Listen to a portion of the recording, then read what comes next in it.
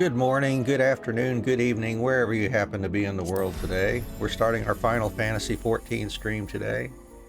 Just hopped over to the home server to check sales on my retainers, and we're now popped back over to the more populated data center where we can run dungeons and other duties here.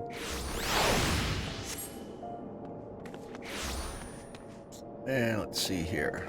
Figure out where we are today. Where did we leave off last time?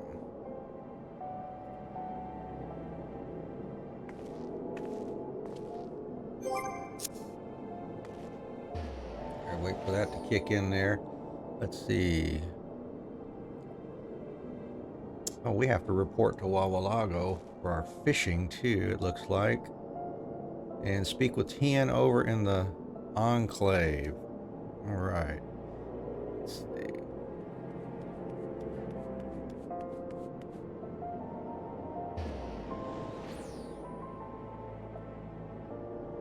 And our game capture's not working right there, it looks like. Let's see what's going on here.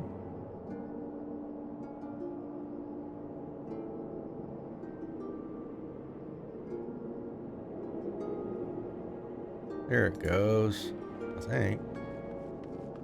Almost.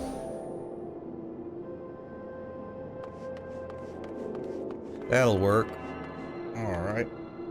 Let's see. Well, let's head on over to Wawalago, I guess, and finish up that fishing quest. Get that out of the way.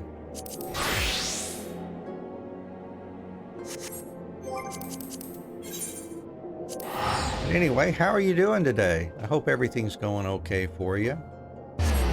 Let us know down in the comments if you care to. Of course, if you'd prefer to hang out, lurk, and enjoy the atmosphere in the game with us, that's fine too, of course. We're here for you, whatever.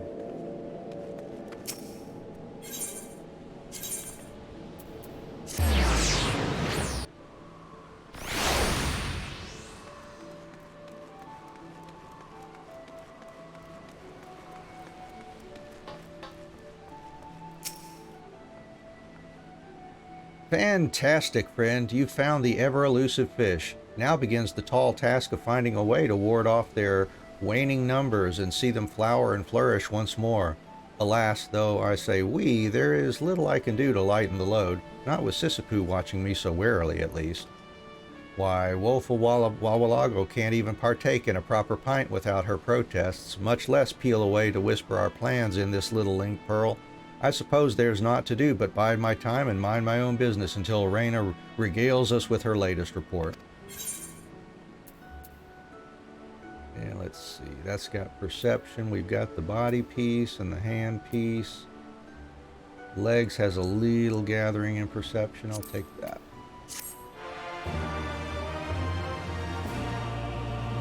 Make sure it is, and we got double hook. Well, that's good. We're already up to level 69 Fisher. That road to 80 buff sure is blowing the experience out of the water. New pole, new pants. Let's put the pants on our botanist and miner too. Alright. And back to Dancer here. All right. Well, let's see. Before we get started here, let's just enjoy a little music here first. Feel kind of creative, I think. Let's see here. Turn off the music sound here in game just for a moment. Here we go. We'll make it easier for us here.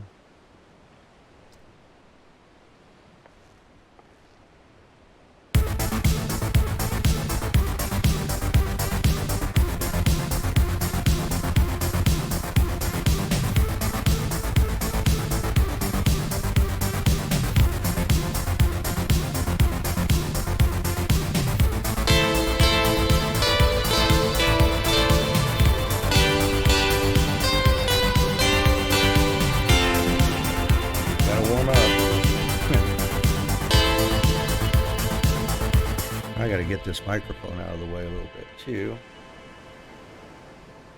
Set this stuff over here. Little one finger beats. Makes it easy sometimes.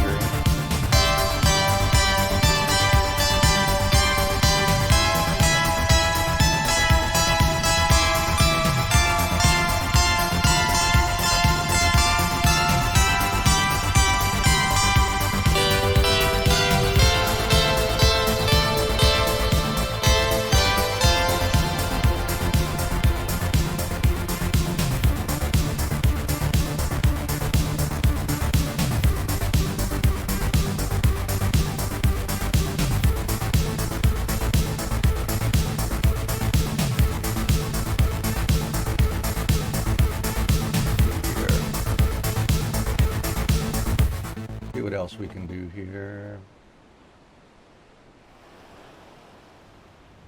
I think that work. Yeah,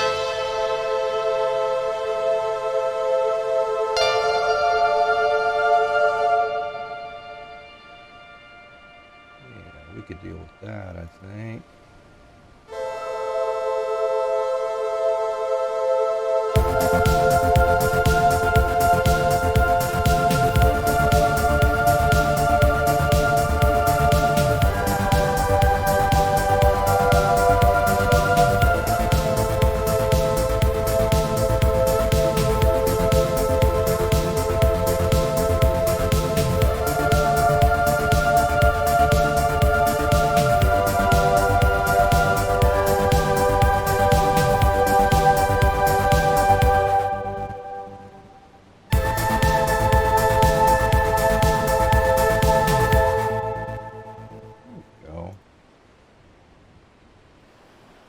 Yeah, that'll be enough for now, I think. Just feel like playing music sometimes in the morning. All right, let's see. Get some tea here.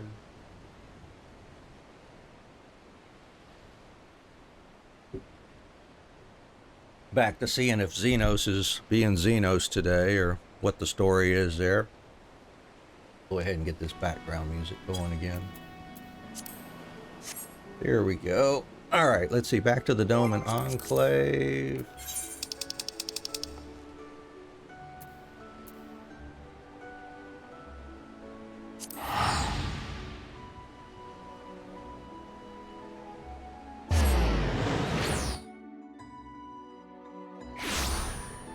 Hey, Lily. Good morning. Good afternoon over there, I think. Hope you're doing all right today. Had me a nice break yesterday. Wife and I went out walking around for a bit, explored some new places. How about you?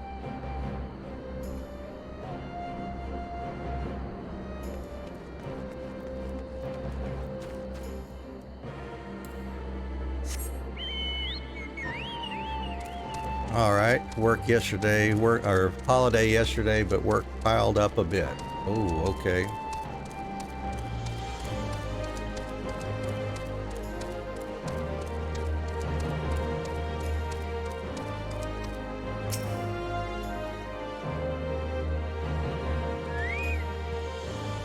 Well, that was a decidedly uneventful journey. I almost found myself hoping for a sandstorm.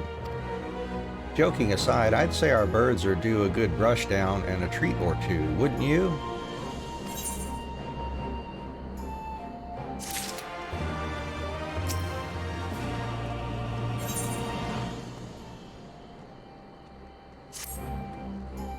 I had hoped to steal a moment's rest after our little outing, But it would seem duty calls.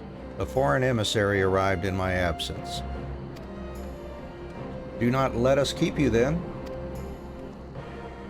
Actually, I was wondering if you might join me. I cannot think of a guest who could fail to be impressed by the presence of the Scions, at least none I should be happy to receive. Of course, if you think it will be useful. Thank you. Let us return to my manor then.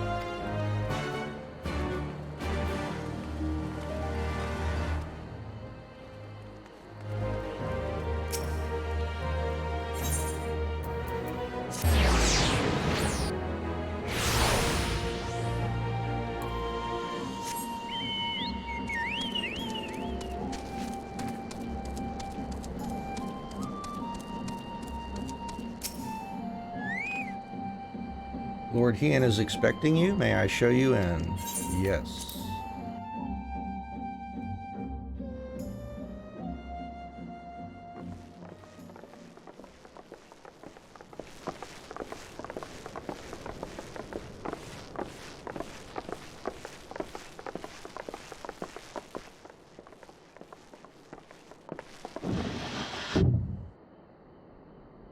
Lise, what brings you here? Oh, Alliance business. We have a request for Doma. Well, Hien. But that can wait. They told me you were out searching for Alphino. Did you manage to pick up his trail?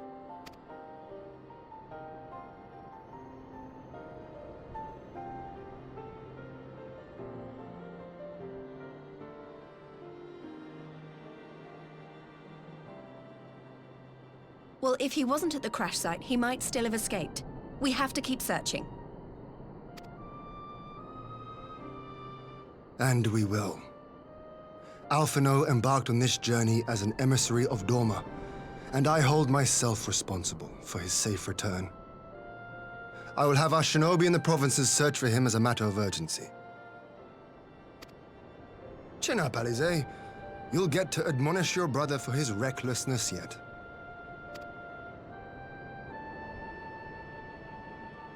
Well, someone has to do it. I'm sure he's going to be fine. There is one thing I'm not sure about, though. You said it was the Emperor's personal guard that attacked Alphino's airship. But the Popularis would never have been able to arrange the prisoner exchange without Varys' blessing. So why would he sabotage his own mission? They may not have been acting on Varys' orders. The guard answer not only to him, but to his family, the Crown Prince included. When Yotsuyu summoned Tsukuyomi, Asahi was quick to proclaim that a dormant citizen had violated the terms of our agreement, that the negotiations had failed. And it is this version of events that is now being repeated across Garlemald. To hear the tale, one would think the prisoner exchange never took place. Plainly, someone is manipulating matters from the shadows. Most likely Xenos, or whoever it is that wears his face. Whichever Ascian you mean. We all know the nature of our adversary.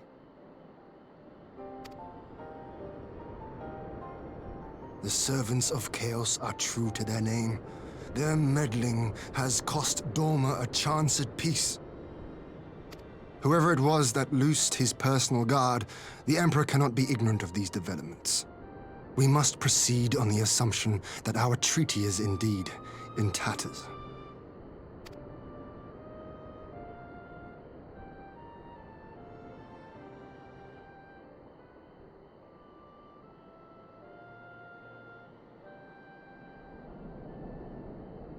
But come, Lise. You have journeyed far. Let me hear your petition. Right. So the big news is that Alamigo has agreed to join the Eorzean Alliance. To make it official, and discuss where we all go from here, the leaders of the 5 nations are planning to hold a meeting, and we were hoping you might come too. We've already seen what we can achieve when we work together, and the Alliance hopes to work even more closely in future. They think it's our best hope of keeping the Garleans in check, and I agree.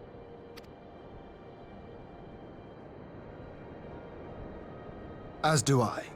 By coordinating our efforts in the east and west, we may be able to discourage them from committing their forces to a single front. I accept your invitation. I must, however, ask for time to attend to some pressing matters here. In light of recent events, the risk of Imperial reprisals is greater than ever, and I would not leave Dorma unguarded. Ere I depart, I must shore up her defenses. Understood. I'll let the Alliance know. We'll wait to hear from you before setting a date. The meeting's to be held at the Royal Palace in Alamigo, incidentally. Do you remember the way? Well enough. Please assure my hosts that I will not keep them waiting any longer than I have to. Consider it done. And thank you for agreeing to come. If we all put our heads together, we're sure to find the best way forward. For everyone.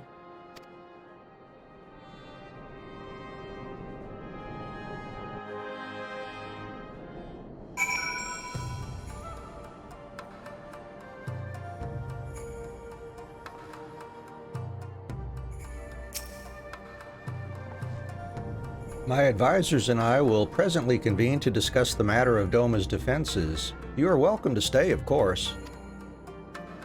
Had you not offered, I would have requested leave to remain. Where the Ascians are concerned, naught may be left to chance. As ever, we would benefit from your experience. I thank you for coming, Lise, even if it was on official business. I had hoped there might be time to show you the land you helped to save, but I will settle for a fleeting visit if needs must. There never does seem to be enough time for anything, does there? But I did get to see a little of the Enclave. You've made excellent progress, I must say. And soon, you'll have the chance to see how we're getting on, too. Till the meeting, then. Anne, I was wondering if I might have a word with you before I go. In private.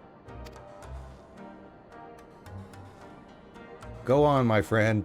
I will send for Hakuro and the others in the meantime. Great. I'll wait for you at the docks.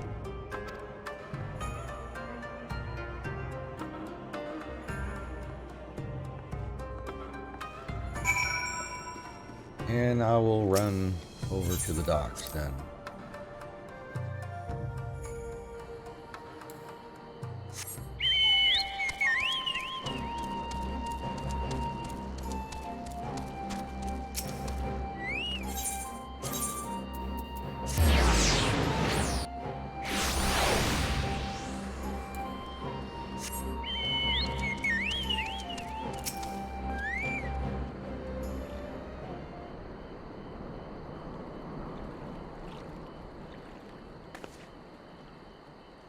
Thanks for coming. Knowing you, you've probably guessed what I wanted to talk about. Alice. She's acting as if everything's all right, but it's clear she's barely coping.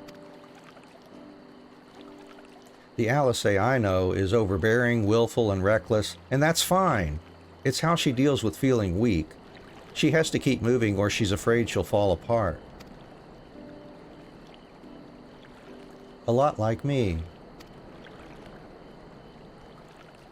But the thing about people like us is that we need someone to keep an eye on us. I had Papa Emo, and now I have friends in the Resistance. And Alice has you and the Scions. Before you start, I'm not saying you're neglecting her. I'm sure you aren't, and I'm sure you won't. But she's a good friend, and when I see her like this, I can't help worrying. So please, make sure you give her all the support she needs, all right?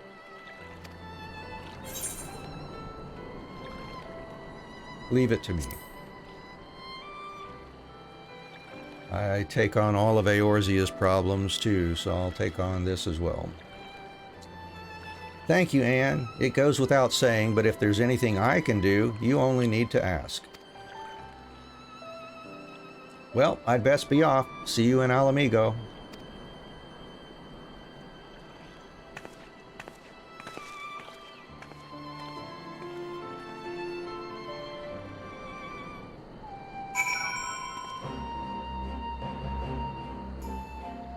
back to the Kienkan.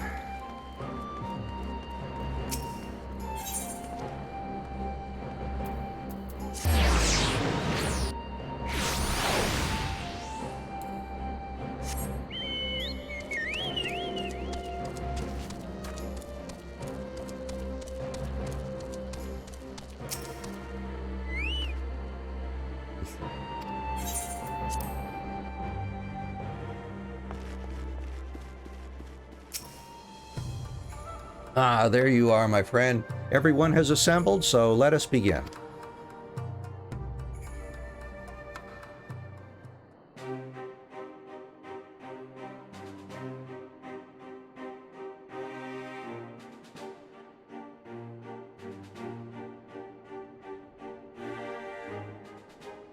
If we are to ready ourselves for invasion, we shall need manpower, provisions, and time, all of which are in notably short supply.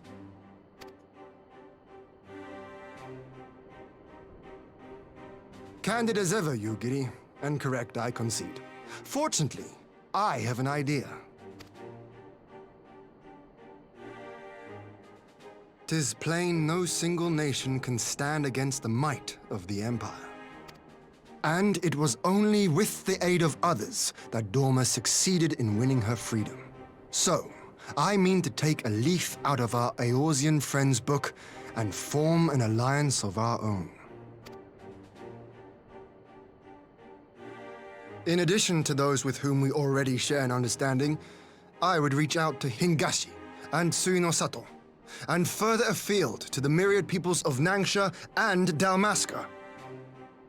I am under no illusion. Not all will answer the call. Yet disparate though we may be, we are united in our desire for freedom. If our neighbors could be made to see what is at stake, Ascian machinations and all, cooperation need not be so far-fetched a notion. It may even seem practical. Under the guidance of our former leader, Master Louis Soir, we once strove to unite the fractured city-states of Eorzea. I dare say that experience shall be of use in your endeavor. We should be glad of your wisdom.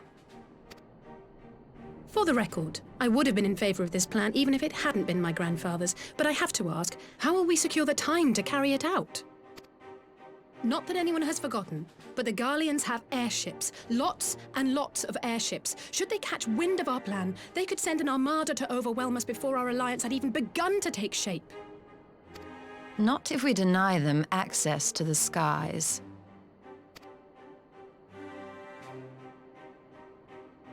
During our time in the Burn, the Warrior of Light and I chanced upon some Allagan ruins. Oh? As such ruins go, they were not particularly unusual. But something about the surrounding land struck me as odd. Faint though it was, its ethereal residue was uncannily similar to that of Azizlar. Identical, in fact. For locations so far removed to share a single etheric signature is all but impossible. I conclude, therefore, that the Allagans created the floating continent with land taken from the Burn. While that is a most intriguing theory, I fail to see what relevance it has to Dorma's defense. Azizlar was enclosed in a powerful energy barrier, impenetrable even to an Agrias-class battleship. It occurred to me that those ruins may have enjoyed similar protection. I have no proof, but the Warrior of Light did report seeing a structure resembling other known Allagan field generators.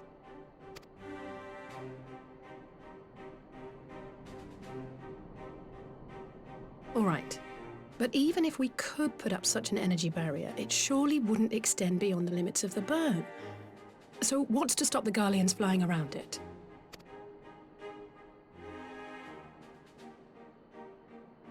Fuel. The Dalmascan capital, Rabanasta, was a key Imperial refueling point in the east. By laying waste to it as a lesson to the rest, the Empire greatly hindered its own operations in the region. If an Imperial fleet were to advance upon Dorma, it would now have little choice but to travel, as the crow flies, over the Burn. I see. a word of caution. Even assuming the generator still functions, raising a barrier of such a scale will require a prodigious amount of energy. And few places are so bereft of suitable crystals as the Burn.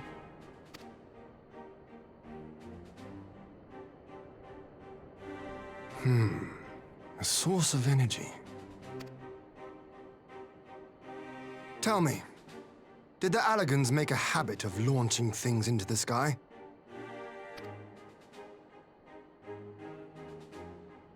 A curious question. Besides Az's Law, I know of only one other notable instance. The Red Moon Dalamud, whose fall triggered the calamity. Just the 2 occasions, you say? Then I believe I may have a solution to our energy problem. You do? I may. To find out for sure, we would need to visit the Azim Steppe. Which would, I now see, present the perfect opportunity to discuss an alliance with the Zayla tribes. How very neat. What say you then? Shall we see whither this road leads?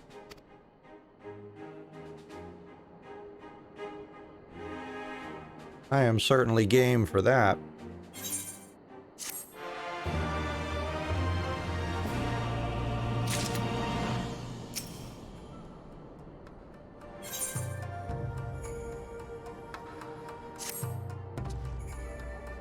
It is settled then. I will journey to the Azim Steppe with the Scions. Yugiri and Hakuro, I leave our other neighbors to you.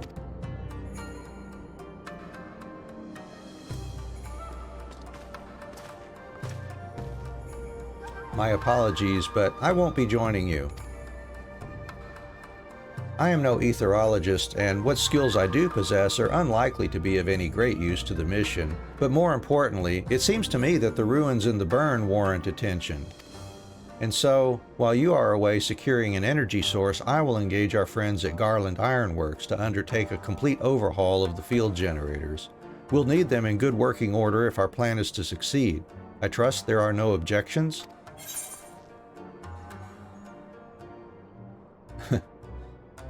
Come on, Alice, could you not get Tataru to do it? I'm sure she'd love the Burn. Joking aside, I was planning to enlist her help with organizing everything, but we will still need a Scion on the ground. Don't worry, I'm sure you'll manage without me. Good luck.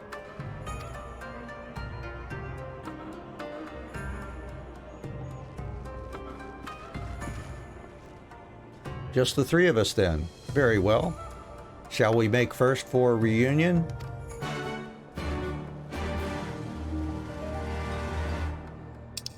Sounds like a plan.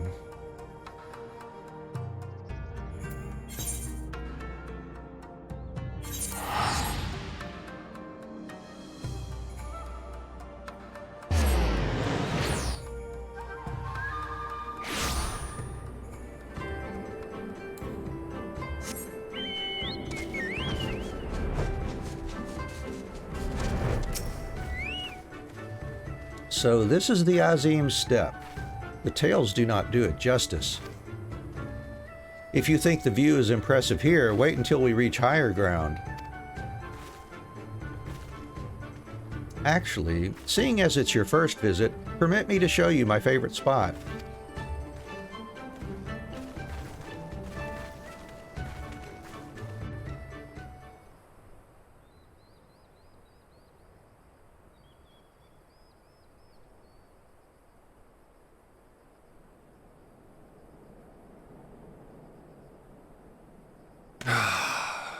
I will never tire of this vista.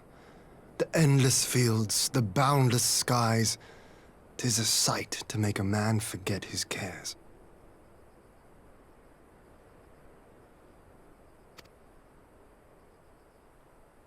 But not his purpose, I trust.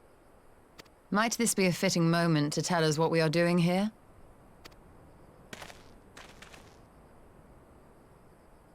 Of course. During my time with the Mole, I learned some few myths of this land. One goes thus. In the distant past, when all seemed doomed, a wayfaring soul came unto the steppe. Venturing into the northern crag, he received of Nama a sliver of her essence, a shard of the shining moon, and with it clove the tainted land from the earth. The end thus averted, to these fields did the wayfaring soul return, and venturing once more into the northern crag, he buried the shard, and made unto the heavens an offering of blood. A tainted land cloven from the earth and an offering of blood to the heavens. Azizlar and Dalamud. That was my thinking, yes. And you believe that yonder mountains hide an artifact possessed of sufficient power to raise Azizlar up to the heavens? I suppose that might suffice. Worth a closer look, would you say? I would.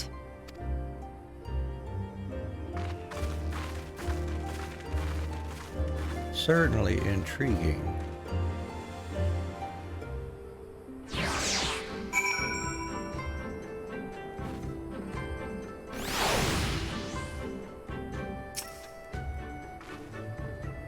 From here, we shall travel to Mol Ilo, where we may ask Cyrena about the particulars of the myth and raise the matter of an alliance with the rulers of the steppe.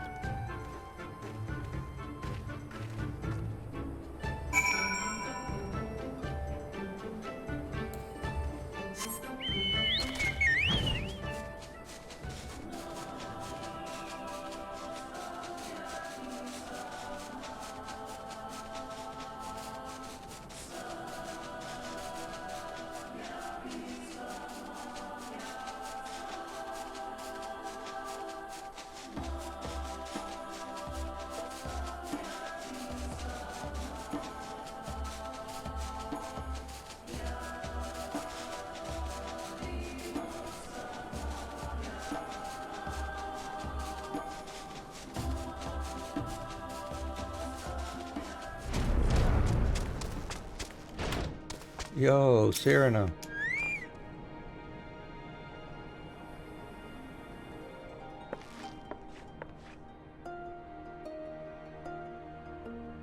Ian, Anne, I am glad of your visit and the opportunity to welcome a new friend. How may we serve you? There is a matter I would discuss with the mole.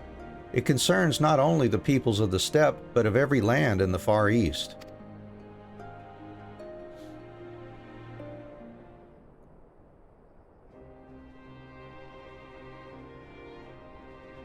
A shard of the shining moon left behind by a wayfaring soul. And you need this to protect our lands? I do. My friends and I wish to find the shard and ascertain the extent of its power. Will you tell me more of the place where it lies buried, this northern crag? If that is your wish. In the mountains to the north, there is a cavern called the House of the Crooked Coin. Inside this cavern are pillars of stone that legend holds to be the source of Nama's power. There, I believe, you will find what you seek. Ah, yes, I know the place. 'Tis a brisk walk from here. And what are your thoughts on an alliance? Should the Empire return, our lands will be engulfed in a storm of conflict, whether we will it or no. If we do not stand together, we will fall apart. This I believe with all my heart. However,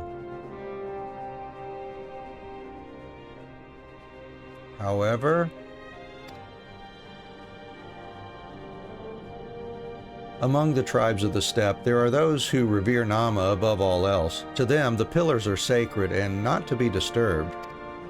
Should you proceed as you propose, such tribes are like to spurn an alliance, prompting others to follow their example. That is my concern. But it is by no means certain that the pillars will provide the power you seek. Ere you risk the ire of the followers of Nama, might you not first visit the House of the Crooked Coin? If all is as you hope, we may then consider how best to earn their blessing. I thank you for your counsel. We will do as you suggest. I have no desire to give offense to those with whom I would join hands. Thank you for your understanding. Though the mole may reign over the steppe today, this decision will shape the days to come, and we would not force others into war against their will. Nor we. 100-fold stronger are they who choose to fight of their own accord.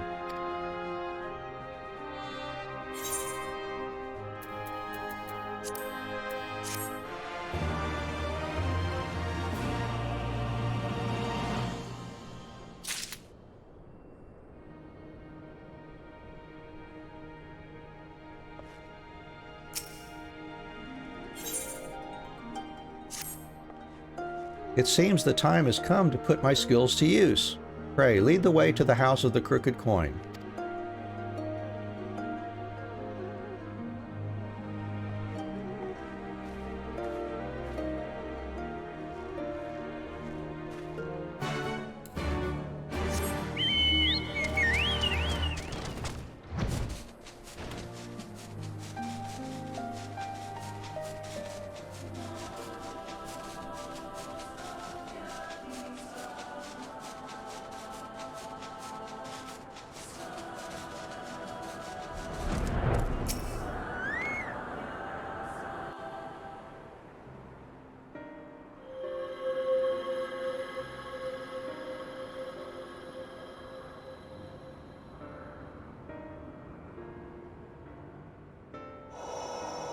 Such an abundance of ether.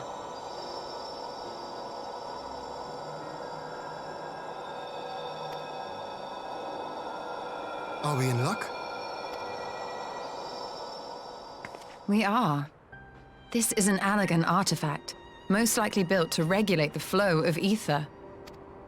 I strongly suspect the ancients used it to stem the flow from here to the burn.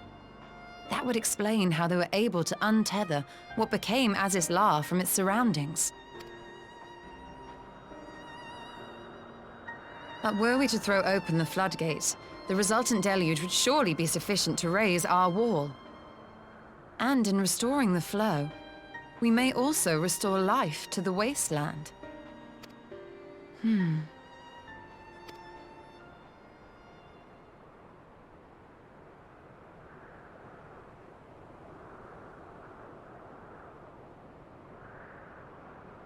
What is it?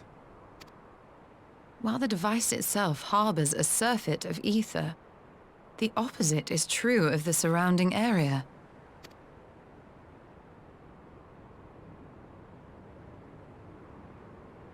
An effect of regulation, perhaps. A similar phenomenon seemed to be occurring in Doma.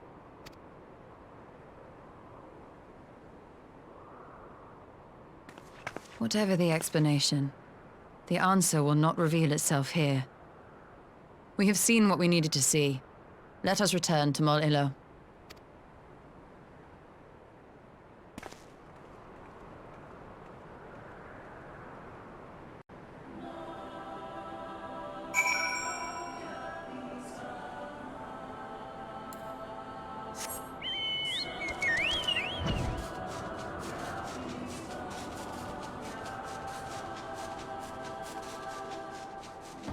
What's it doing? It's like sucking up all the energy from around it or something. Kind of focusing it all into that device there. I'm not sure.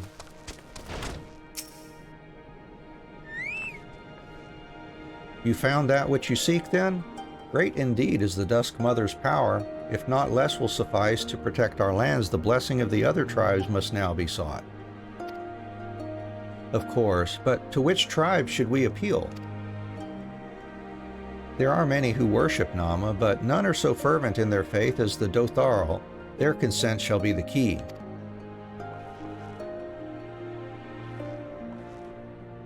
The Dotharl, least spoke of them, a warlike tribe possessed of unique customs and beliefs.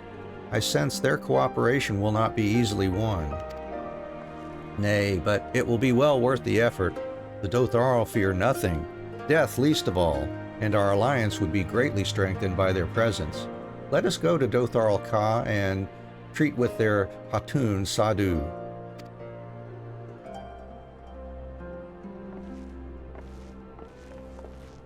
Yeah, Serena's excited. All right.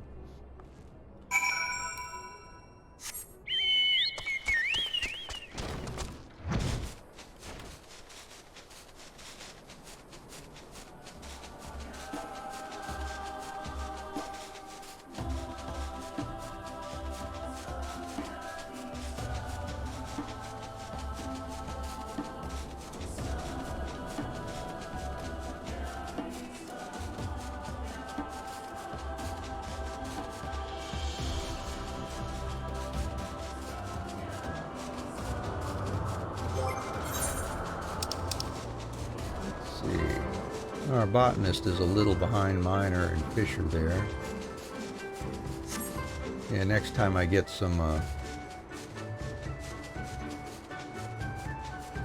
sightseeing points, I'll pump the points into botanist, I guess.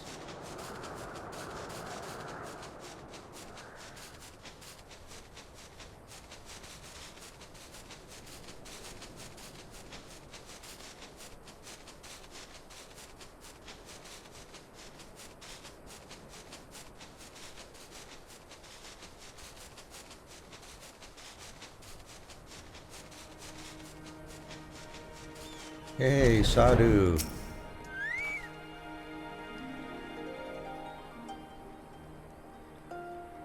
You again? Other matters demand our time, Han. Unless it is battle you seek. Alas, not. Quite the opposite, in fact. Here's what we would like to do.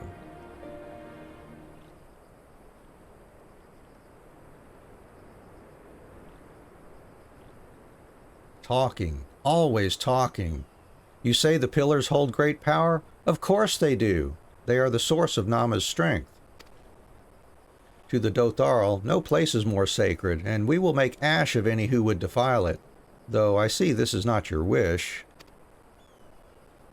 You see the wisdom of our proposition, then. You will join hands with us? I said nothing of joining hands. You wish to wield Nama's power to defend the lands, to defend these lands, and this I will allow. But for leaving the steppe to fight the men in iron, I would have something in return. Namely battle. With you, Han. The Nadam ended ere it began. I would face you again, alone, without distractions. Defeat me, prove yourself the stronger, and you shall have the Dotharl as your allies. Surely these are agreeable terms. Well, this is a not wholly unexpected turn of events, though I had assumed I would be the one required to fight. Alas, the Hatun has made her choice.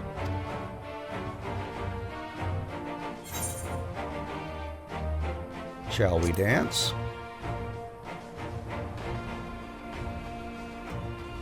Ha! It shall be a battle the steppe shall not soon forget.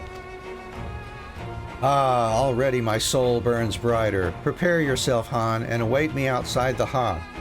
I will gather my witnesses and join you anon.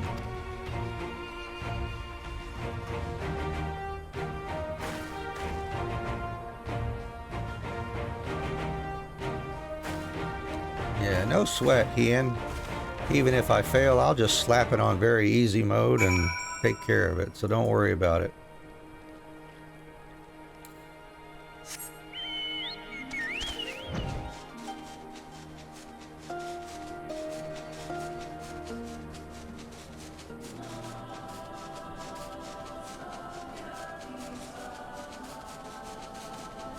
Yeah, here we go. All right.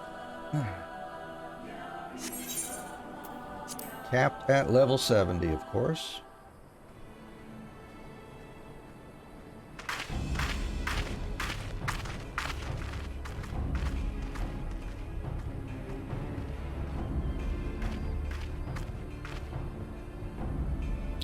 For infinite undiscovery, I put it in the lower left, I think. This spot shall serve as well as any. I shall enjoy this, Han.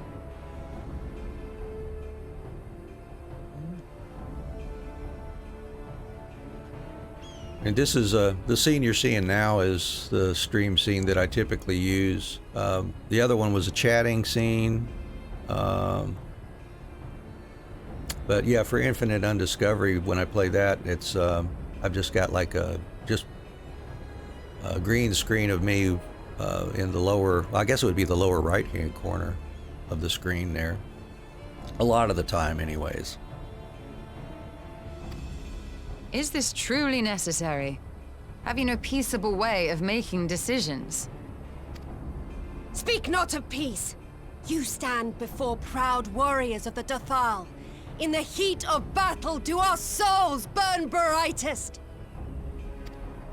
We lay low the strong that we may rise higher. That is our way. The way of might. There is no other. Oh, they do not want for conviction. Ain't that the truth? Indeed. It's what makes them such dangerous enemies, and such useful allies. Enough talk! It is time to fight! Okay, okay.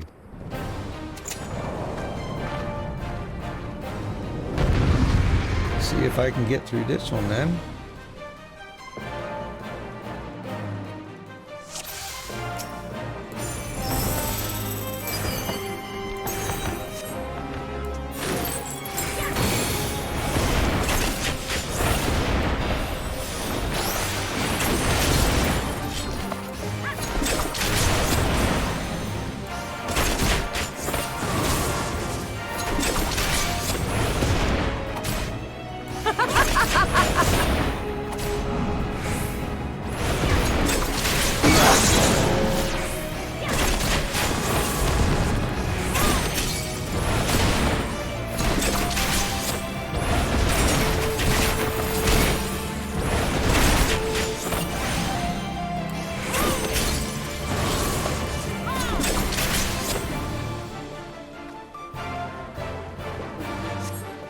All right, phase one.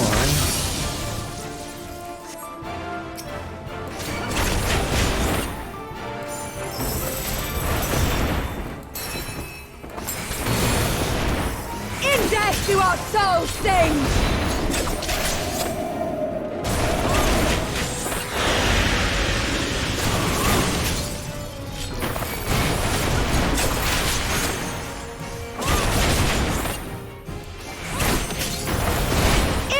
Do our souls sing!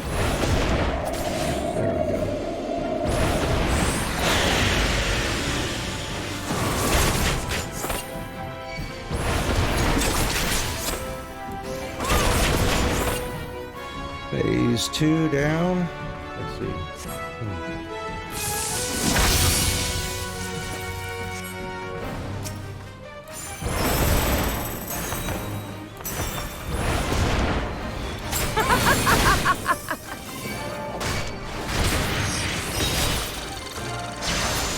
Better take them out.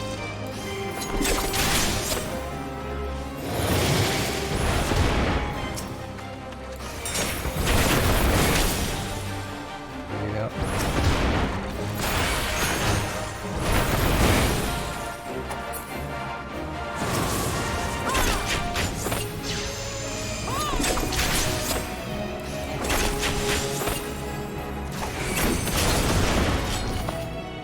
All right, phase three.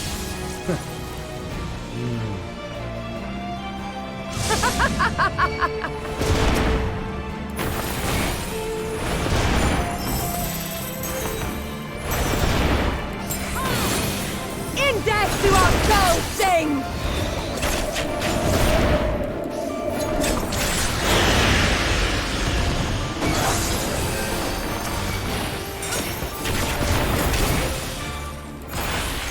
In death do our souls sing!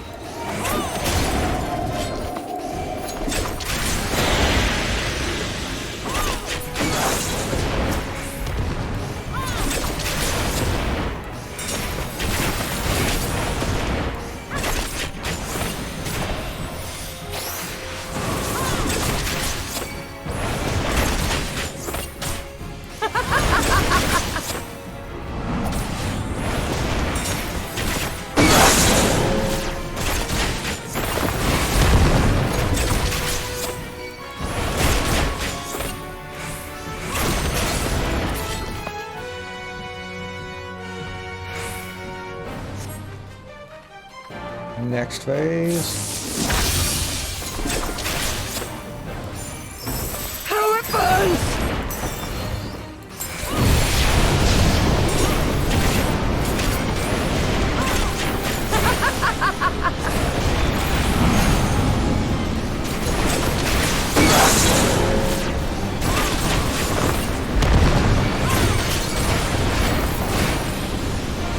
Index to our souls sing!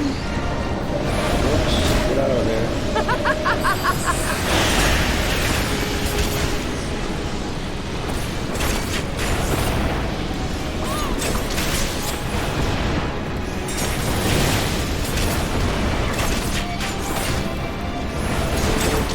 Index to our souls sing!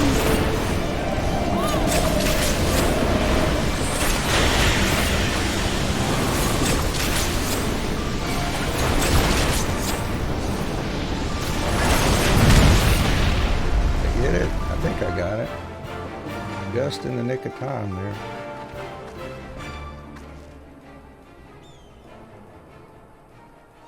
Yes!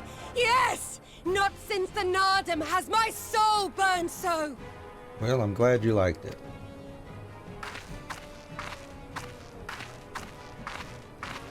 Come! We have only just begun.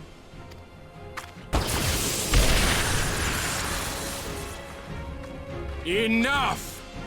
You were not granted leave to set the steppe ablaze. Well, well, the sun has come out to play. Yeah, Mr. Cranky.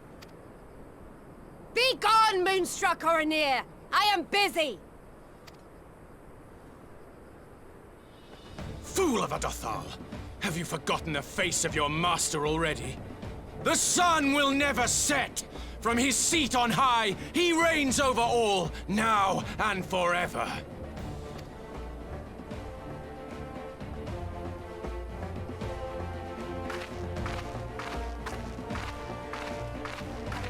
Yet what should he find here but a battle to determine the fate of the steppe? A battle waged without his blessing. This will not stand. You, Doman! You who come to petition the warriors of this land, forget that all Nama's children are wards of the Oranir. As first among my brothers, your petition is mine alone to judge.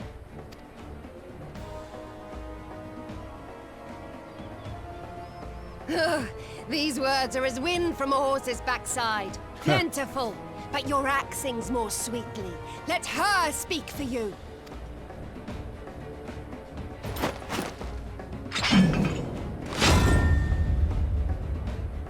Insolent child.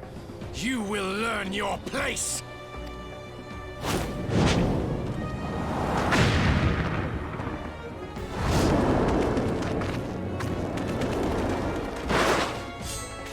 Forgive me, Brother Magni, but we have an arrangement with the Dothal. We will not abide any interruptions. So be it. The sun will pass judgment on all. Didakul, join me.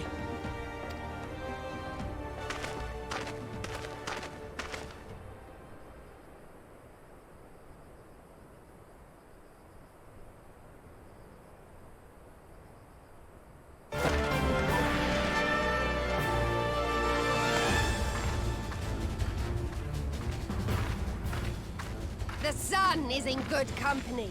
We may dance alone.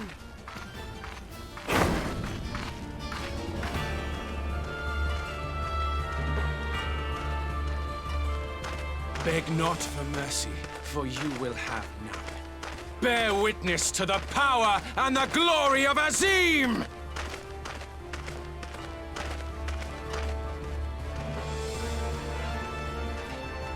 Constantly at each other's throats like rabid dogs.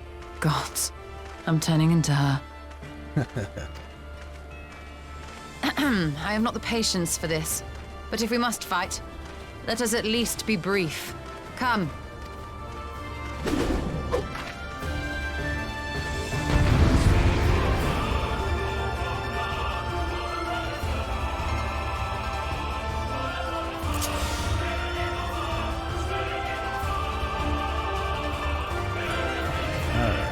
see, I've got stone, ether well to get some MP, healing, and arrow. Okay, well that ought to work. Let's go.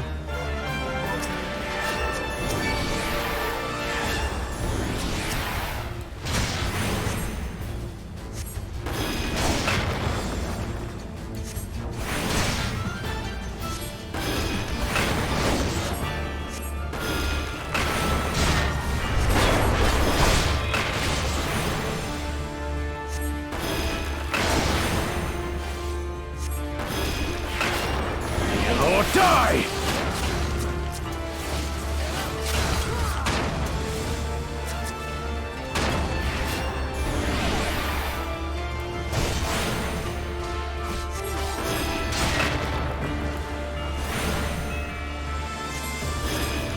Bow down before me!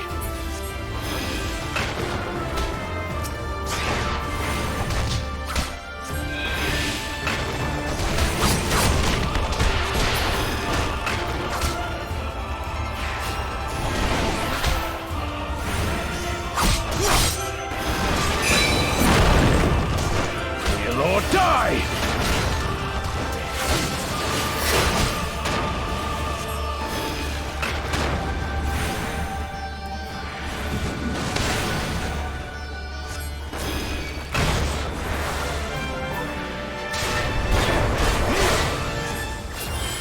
There we go. Gotta stand still long enough. Kneel or die!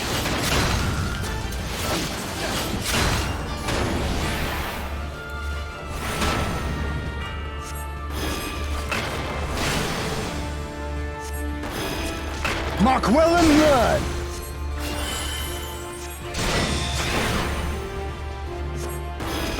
Concentrate!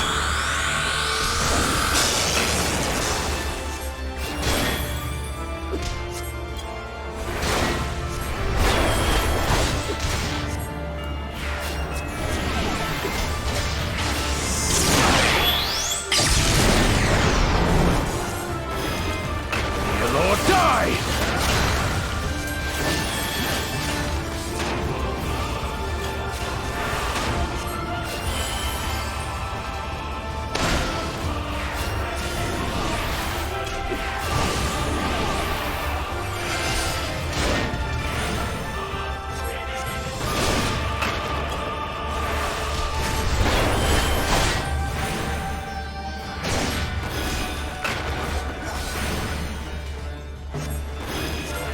Bow down before me!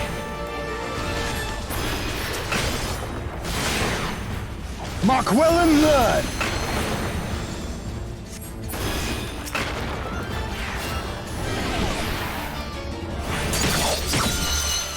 All right, good job.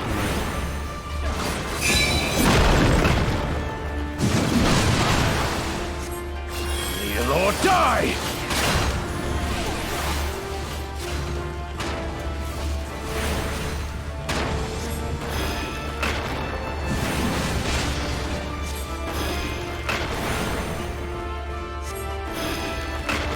Bow down before me!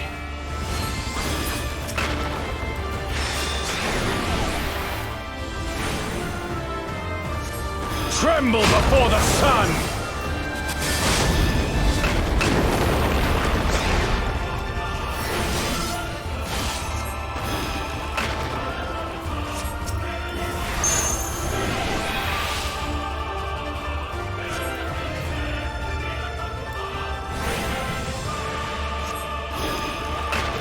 Let us be about it! Like the big arrow, it's like, go here, go here.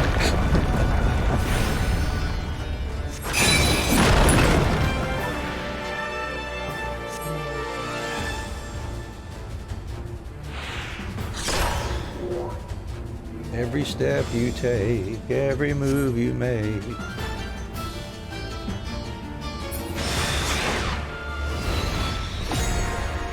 Oh, I got a punch button. The button mash. All right.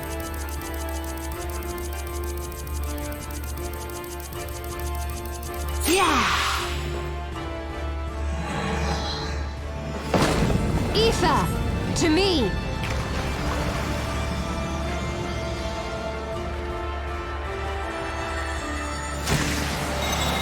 Have at you!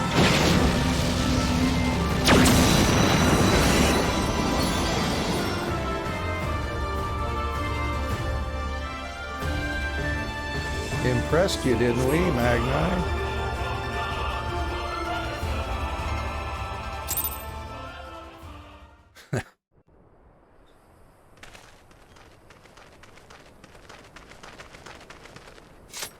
Oh, that's funny. Yeah, I didn't think about that. I do have my keyboard here. I should try that next time. Good tip, Lily. Thanks for that. Never have I felt such bliss in defeat. 'Twas a battle to burn soul and flesh to ash. We Dothal will lend you our strength as promised. Narma's power is yours to wield.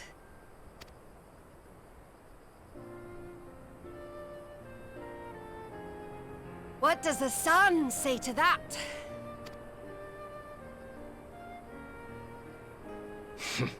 The sun is not driven by base motives such as yours. But they have been judged and found worthy.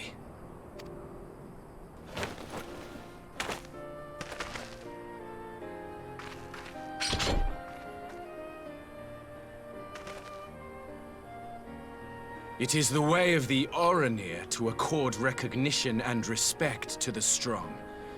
You have made sufficient proof of your strength.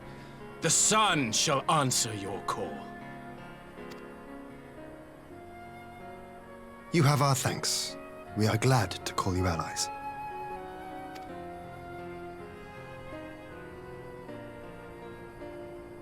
You? By what are you called?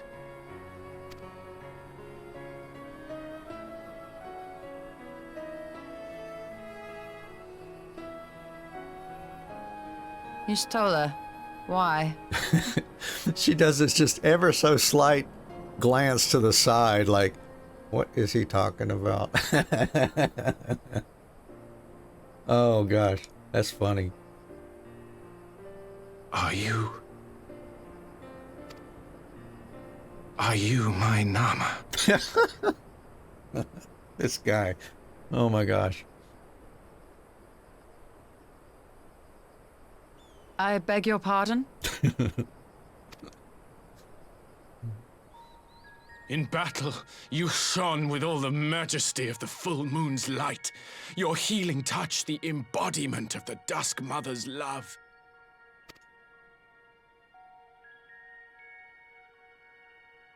Long had I wondered if my Nama might not be a woman of the steppe. Beholding you, I am all but certain. Go take a cold shower there, big boy. Jeez.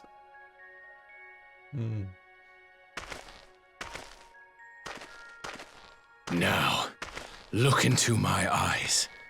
Could it be? Could you be?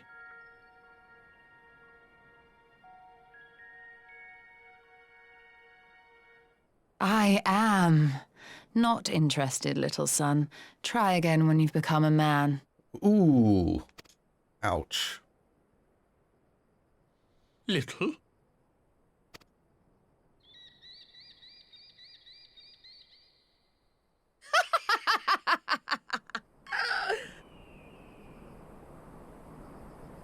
Little son! Little son!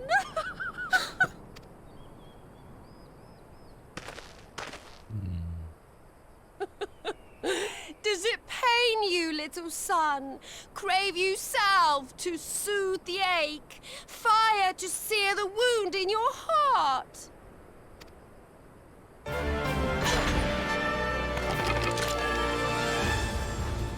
Here we go again. We have wasted enough time here. Siren awaits for word of our success. Yeah, we'll let them have their own private duty there, I guess.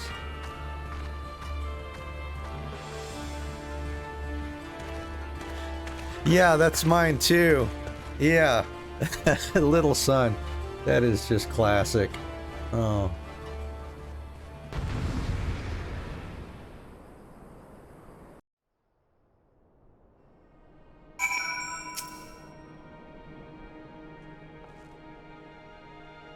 You had not only to contend with Sadhu, but Magni, too. Such a fierce battle that must have been, yet here you stand, triumphant. Having passed such a test, they could not well deny you their allegiance. The mole will make no such demands. Weak though we are, we will gladly stand with you. The steppe is our home, and we will defend it with all our being. You have my heartfelt thanks. Of all the tribes of the steppe, there is none I would rather have at my side. God's willing, many more will rally to our cause. I shall send you word when we have answers from all the tribes. I cannot thank you enough, Serena. None of this would have been possible without you.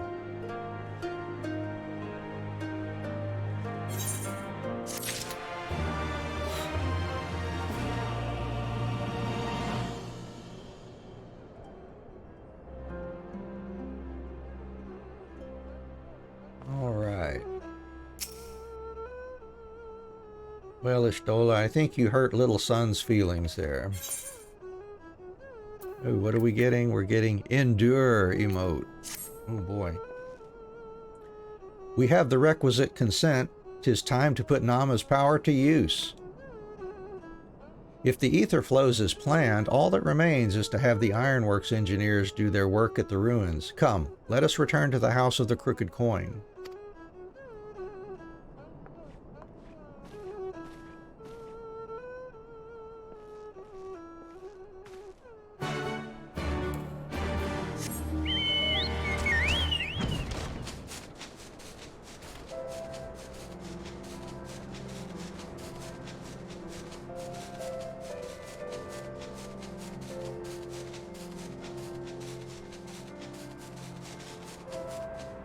Ooh, who is that?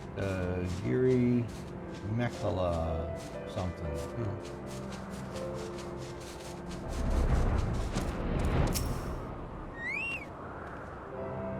I shall begin at once. You may wish to step back.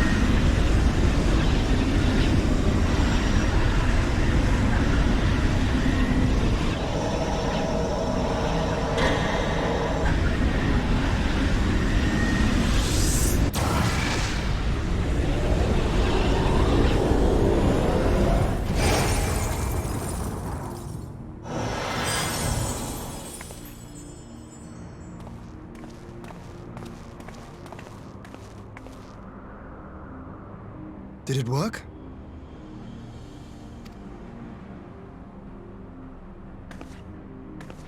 It did. Ether may flow freely to the burn once more.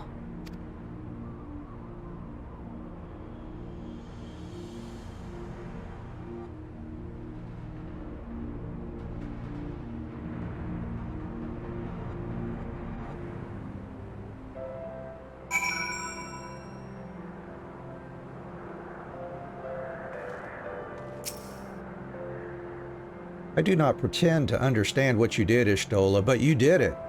Thanks to you, and Anne, of course, we have taken a momentous step towards securing our defenses. Now, as much as I believe a rest is in order, we should probably make haste back to the Enclave. Agreed. The others may already have returned from their missions, and I would know how things stand. As would I. Without further ado, then,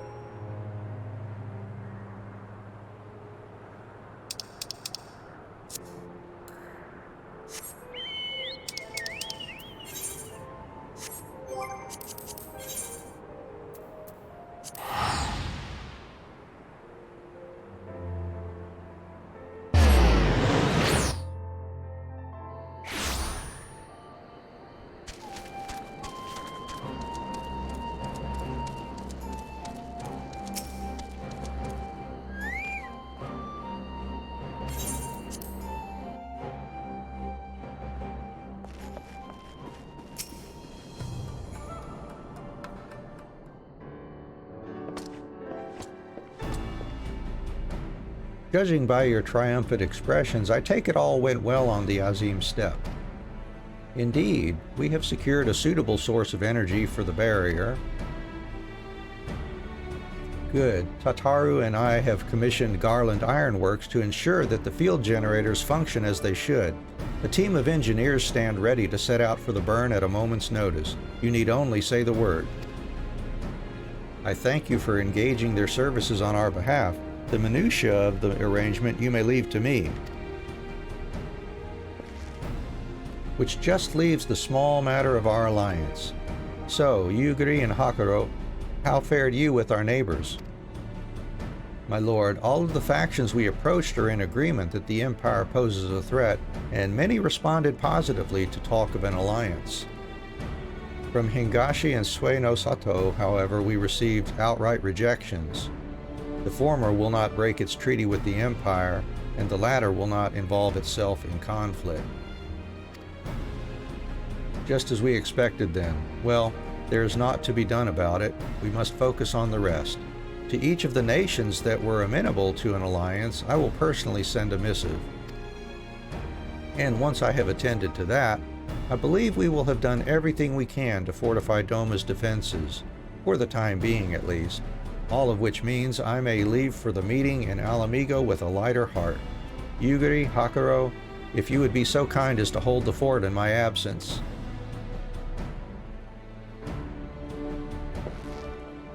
My friends, we could not have achieved so much in so little time without your help. For that, I give you my heartfelt thanks. Till the meeting, then. I took the liberty of asking Thancred to attend as well. He should have arrived in the Alamigan quarter by now. Then let us not keep him waiting, shall we?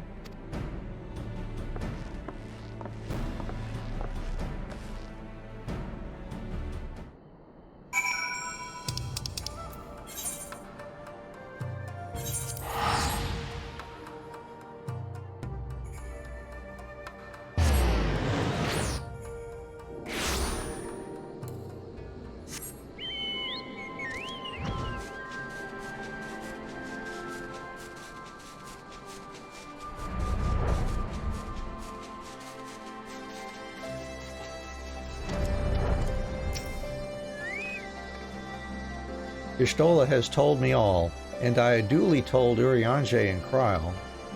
Kryle in particular was concerned about Alphino, but I assured her that everything that can be done is being done.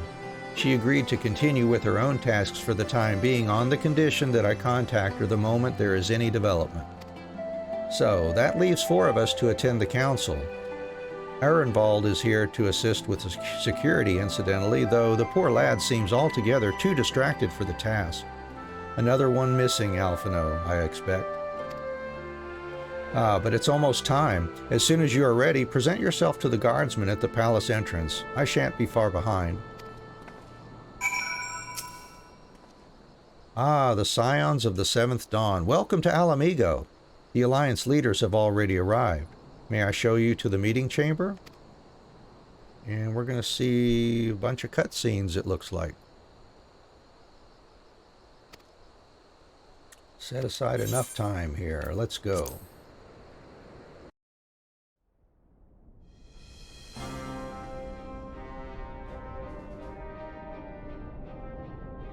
Mistress Lys, Commander Aldin, it gives me great pleasure to formally welcome the city-state of Alamigo to the Eorzean Alliance.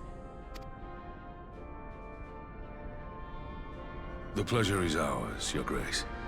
I know I speak for all Alamegans when I say that we are glad of this chance to stand with our comrades of the Alliance. And we, for our part, are glad indeed to be able to welcome friends both old and new.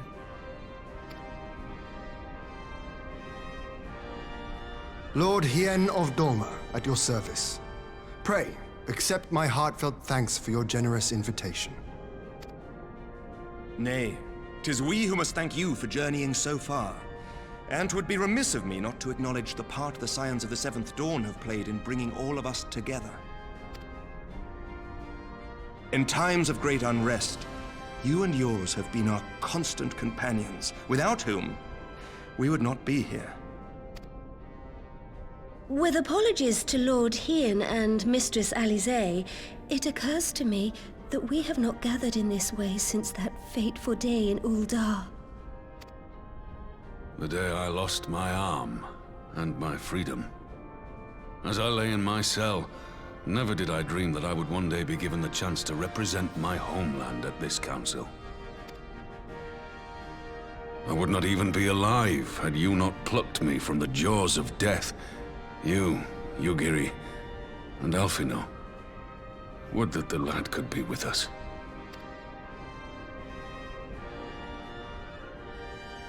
I too owe my presence here to Alphino, in so many ways.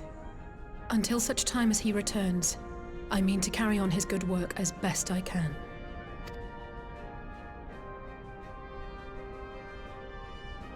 Come, friends. Let us leave the past in the past and turn our eyes to the future. My Lord Hien, pray, tell us how things stand in the east.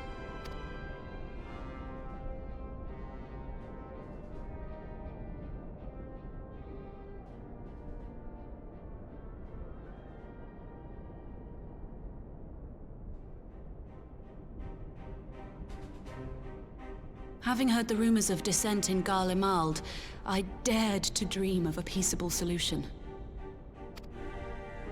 The Empire will not so easily change its ways. If the Garleans have a mind to take back Doma and Alamigo, we'll be hard-pressed to stop them, even with the might of 6 nations. But while we lack the strength to fight the tide, a course may yet present itself, if we read the winds aright. The winds suggest but one course to me. One which leads from the sea unto the river and thence to the source of all our woes. The Ascians. Indeed. All here have felt their blighted touch. It was the bringers of chaos who nurtured the Archbishop's tyrannical ambitions. They who bestowed upon him the secrets of summoning, as they have so many others before and since. And while they remain, we shall know no peace. Our objective is clear. The question is how to achieve it.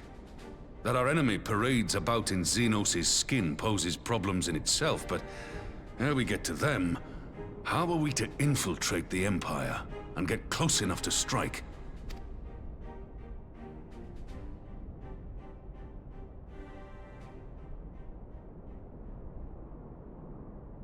While I see the wisdom in targeting the Ascians, an assassination attempt on Garlean soil would do little to aid our cause, even were it to succeed. It's time we used our enemy's preferred tactic: subterfuge. You have an idea? Speak your mind, Master Thancred.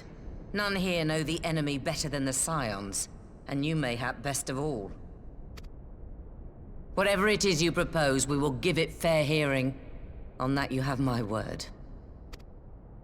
Very well, Admiral. My proposal is thus. We dispatch the shinobi to Imperial territory. There, they sow the rumor that the Crown Prince perished in the battle for Alamigo, and that the man parading around is in fact a corpse inhabited by a servant of darkness.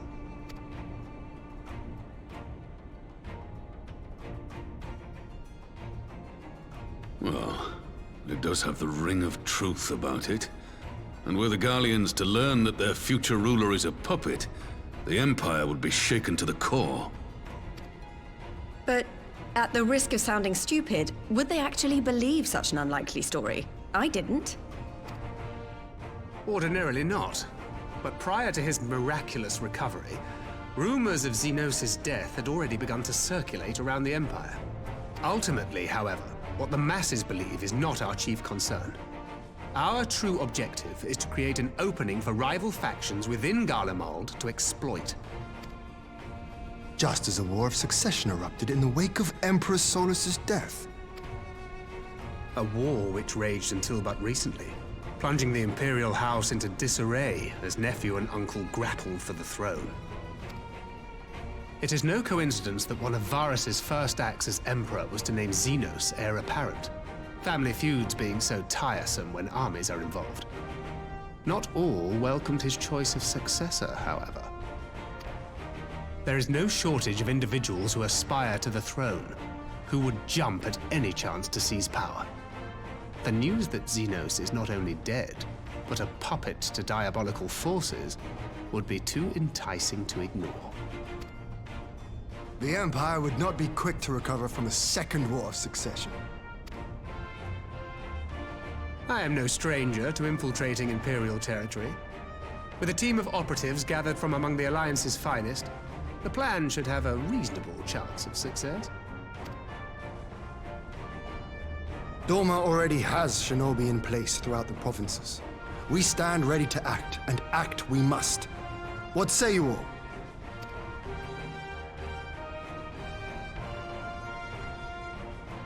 I'm for Master Thancred's proposal. We shine a light upon the Ascian and test the Empire's unity. 'Twas his plot that scuttled Doma's negotiations, was it not? Why then, if we can eliminate him, there may yet be a chance for peace. Let us wage this war of subterfuge, that we may one day lay down our arms. Gods know we never will while the Ascians remain.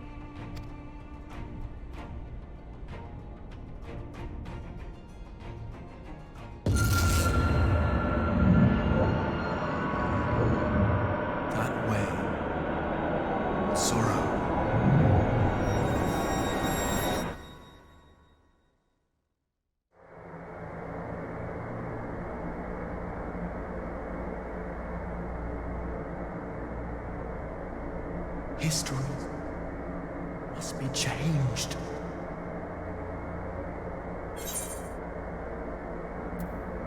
I don't understand. Ahead looms a calamity. Ahead looms light, expunging all form and life. Twin dooms only you can forestall. Only you. What's the matter?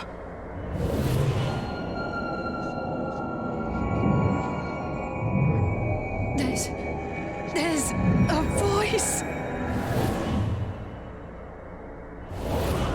Spies in our midst. Nay, I sense no such presence. Let expanse contract. Eon become instant. Throw wide the gates that we may pass.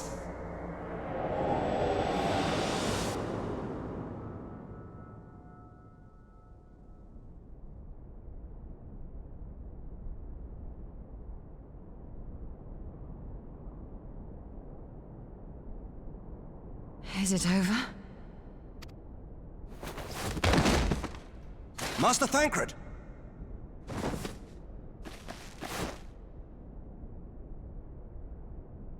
12 for Fend. Bear him to a private chamber. Have every healer make ready. Swiftly!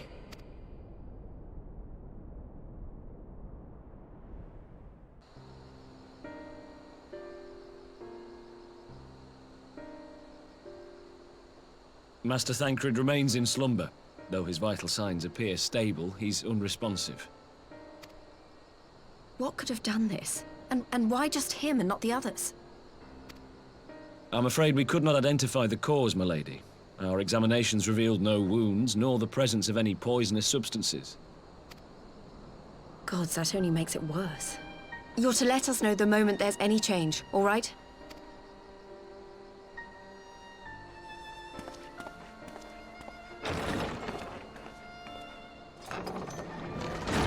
Thank you for coming.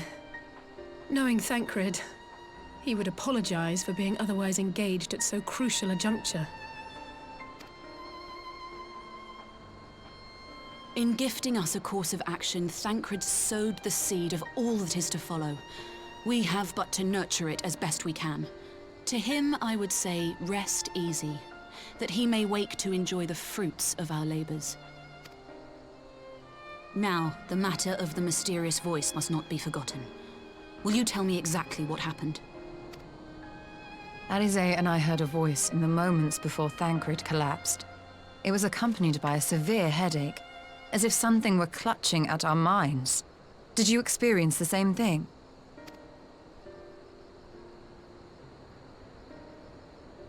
So, in between the voice and the pain, you felt as if you were somewhere else entirely.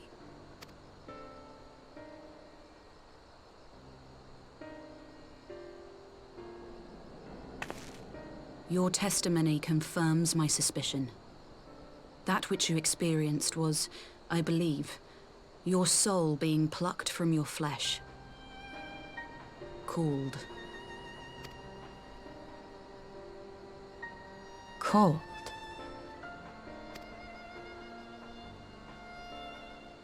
I myself examined Thancred. Reach out as I may, I could not sense in him the spark of life that is his soul.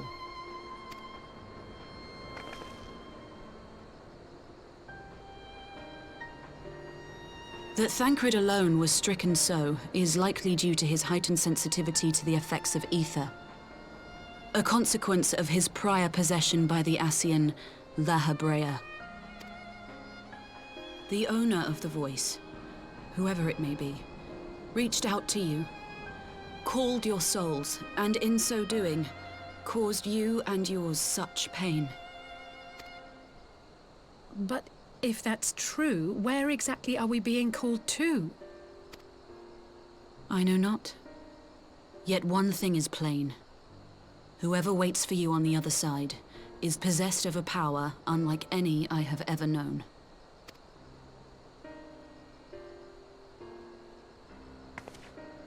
Forgive us, Lys, but may we leave Thancred in your care for a time?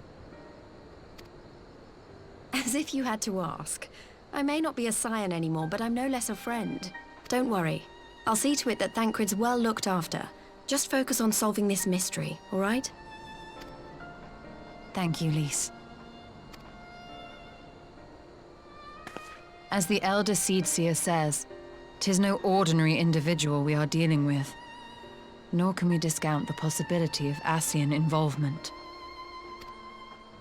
Whoever or whatever is behind this, the sooner we find out, the better.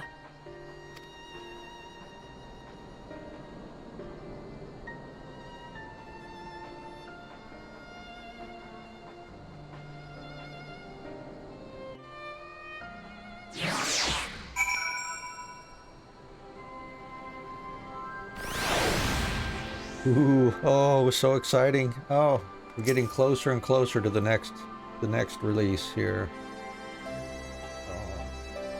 I just tried to call Urianger on his link pearl. He didn't respond, but I dare to hope that he possesses some knowledge we do not.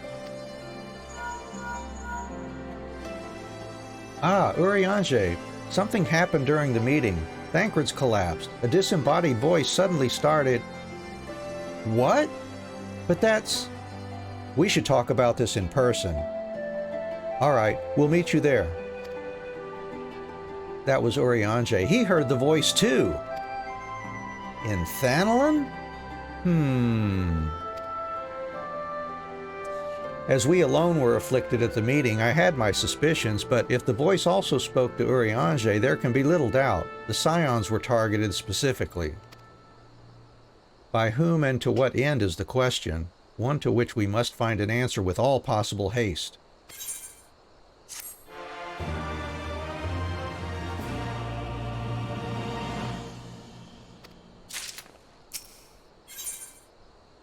Prelude in Violet.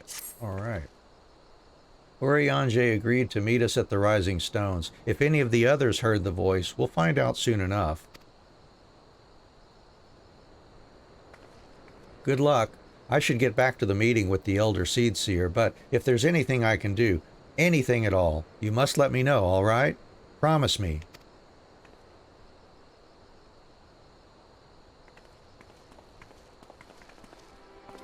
Right. Let's be on our way.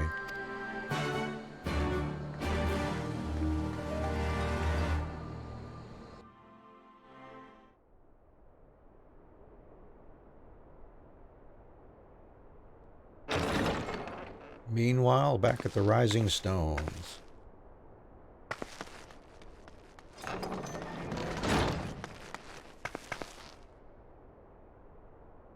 Urianger!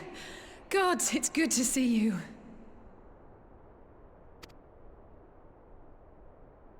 Would that our meeting were under happier circumstances. I judged the voice sufficient cause for concern even before you sent word of its effect on our comrade. You heard it too, then?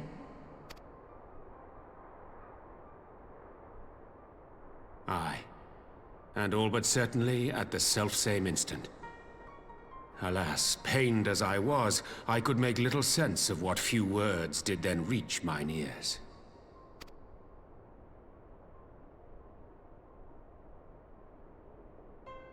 Who do you think is responsible? Could this be the Ascians doing? That I cannot say. Not when so little is known. Ere I indulge in speculation, I would examine Thancred with mine own eyes. To Alamigo, then, without further delay. One other thing. During my visit to the Far East, I observed a strange phenomenon. Thou referrest, I presume, to the localized reduction in etheric density. Well, that spares me the trouble of an explanation. Yes, I noted precisely that at two apparently unconnected locations. I take it the phenomenon is not limited to the Far East. Indeed not. Of late, our agents charged with surveilling the beast tribes have spoken of little else. In every corner of the realm, they tell of places in which the ether hath grown thin. Naturally, my suspicions first turned to primal activity, but the areas thus affected betray no evidence of summoning. I must confess to being quite perplexed. If the same phenomenon is being observed in multiple locations on opposite sides of the world, we may safely discount regional factors. Needless to say, this warrants further investigation. Indeed, I shall make it my task to...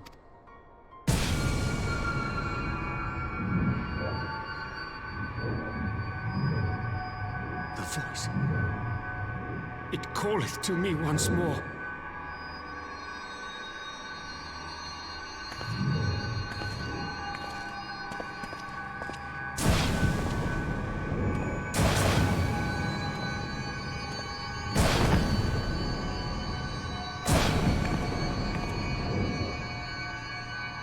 I hear it too.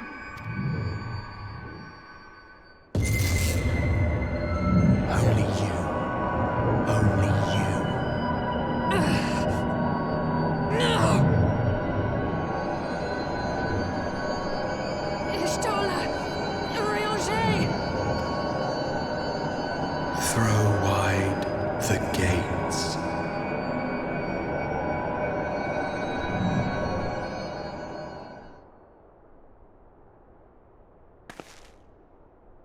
No.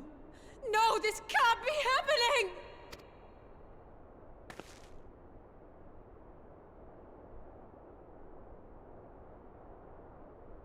Y'shtola! Urianger! Open your eyes! Open your eyes, I beg you! Say something! Anything! Not again. Please, not again.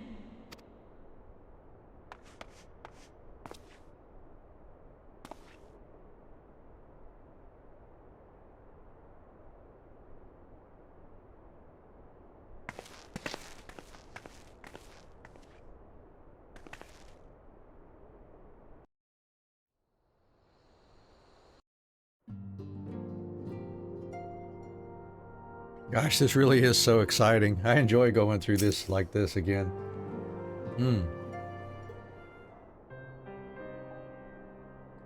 Forgive me, that was an unseemly display. It happened before your very eyes, my lady. None here would have behaved any differently. We have borne the two of them to a private chamber, but tell me, is it true that Master Thancred languishes in a like state in Alamigo?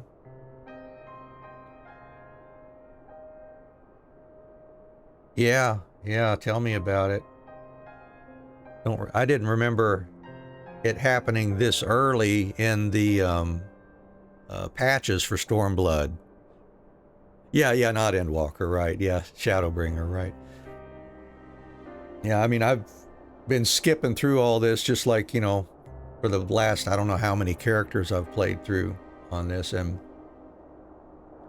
just after taking care of that business on the Azim Steppe, I didn't even realize that it was here where they first started fainting and, you know, passing out and having their souls wrenched from their body and everything. It felt like it was a lot later, but boy, yeah, this is so fun, so exciting.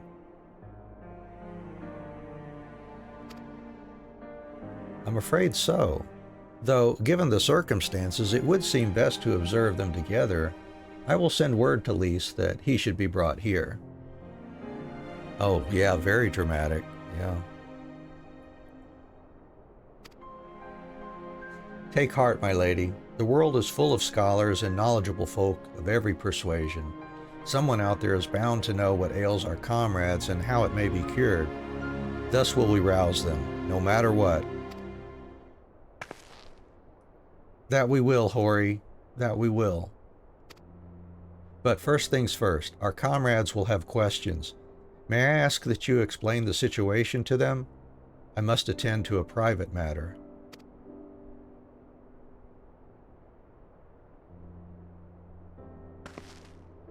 Oh, I promised I'd visit someone in Limsa. He's been waiting at Maelstrom Command for a while now. You know, you should come along too. I think he'd be glad to see you.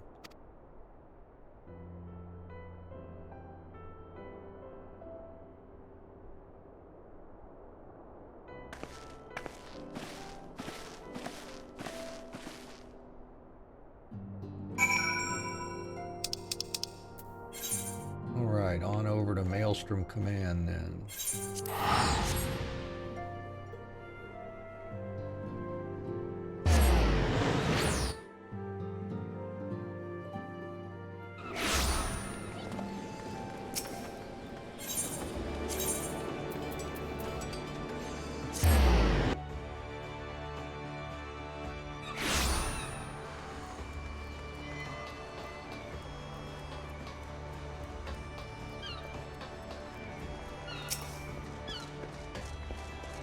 As you've probably guessed, it's Gabu we've come to see.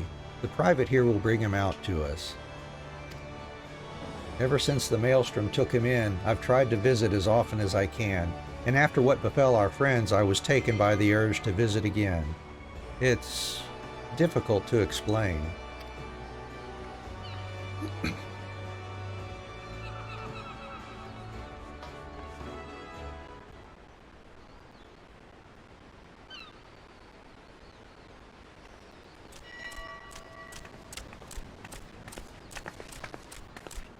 Here he is, my lady.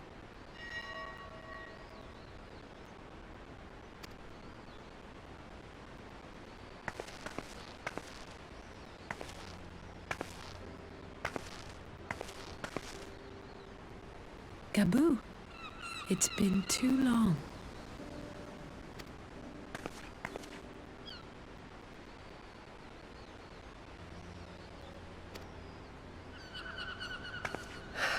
I'm afraid there's been no change. If he can see or hear us, he has given no sign. I see. You're still fighting. I'm proud of you.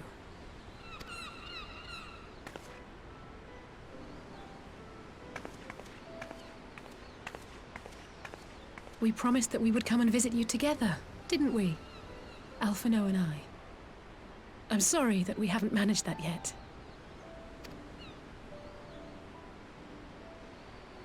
You know, with the three of us like this, does it not remind you of that night? Of the stars beyond count twinkling in the heavens? I was feeling pretty low back then. Powerless. But I knew that my brother was close by if I needed him, and that the others would be waiting for me back at the Rising Stones. Not like now.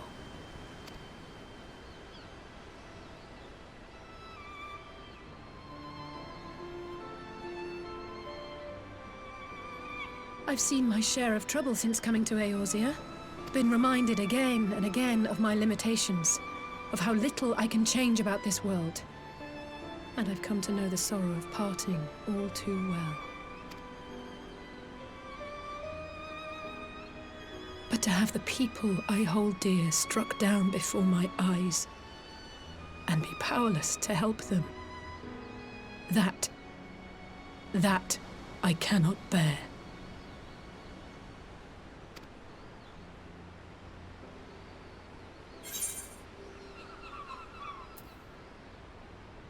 You don't have to bear this burden alone.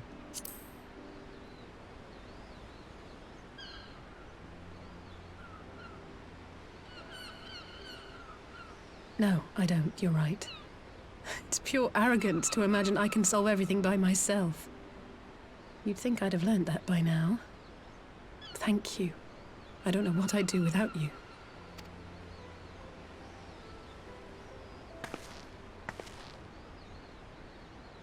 Well, that's more than enough brooding for one day. Come on. We have friends to save. That's the spirit.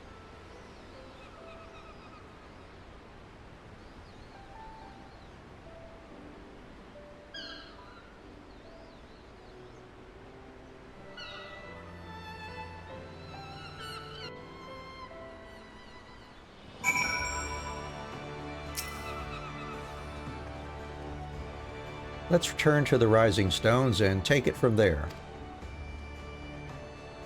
Thanks again for agreeing to come. It meant a lot to me.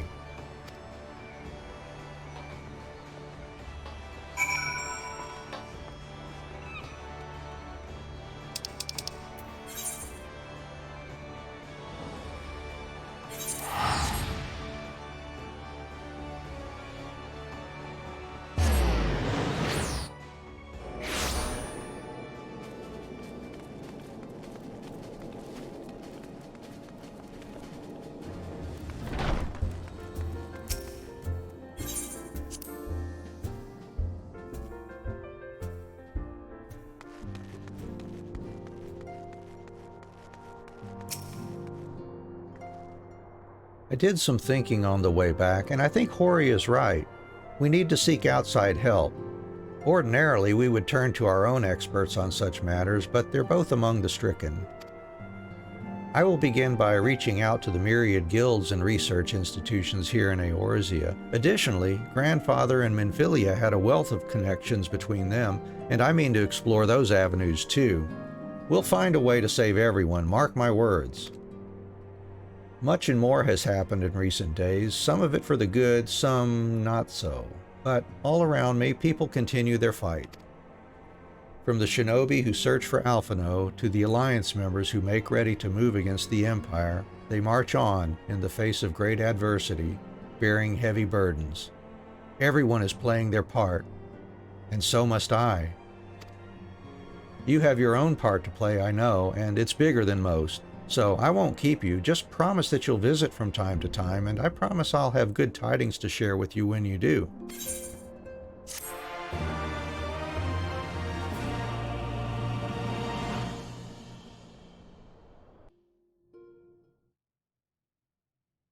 Meanwhile, in the Imperial Palace.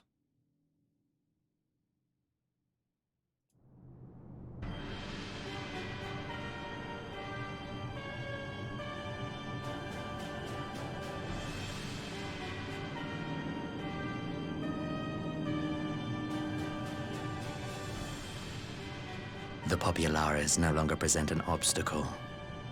Now is the time to bring the Empire's might to bear. A word from your Radiance is all it takes.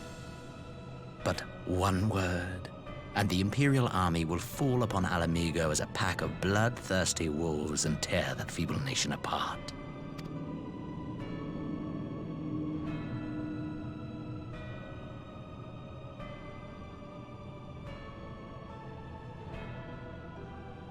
you no words for me?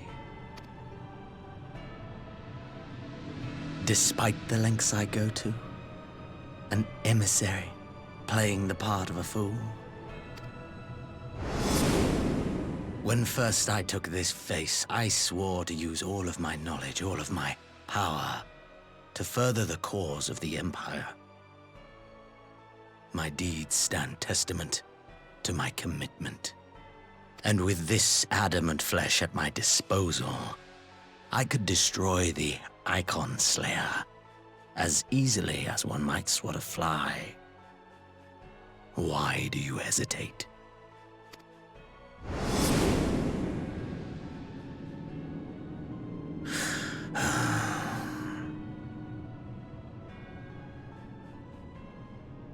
Our enemy is resourceful.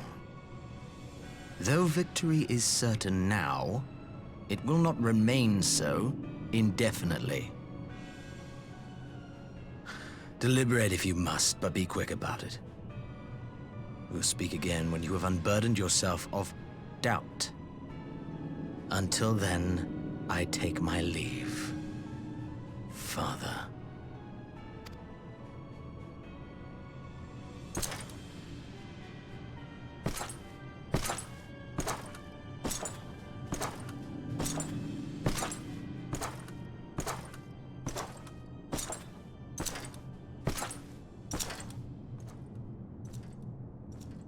I should be the one to sigh.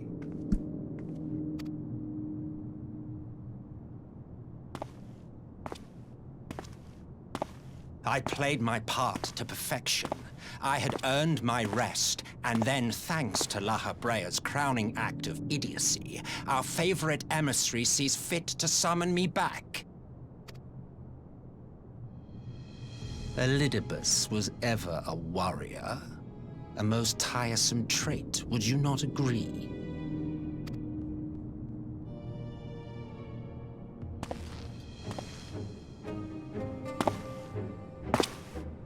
What?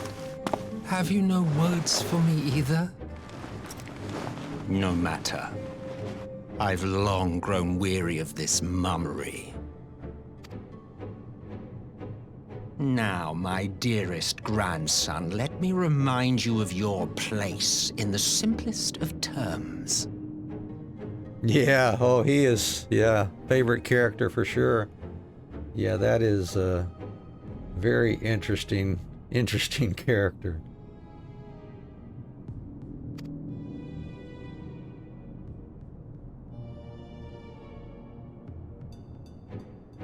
You do not make judgments, you administer them. Swiftly and to the letter. Naught else is your concern. Elidibus may be an insufferable bore, but he is no fool. His choices as emissary seldom err.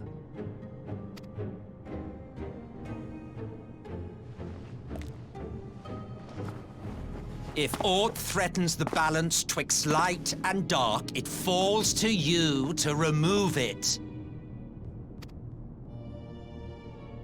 Be it by your own hands or by your armies, you have ample means at your disposal.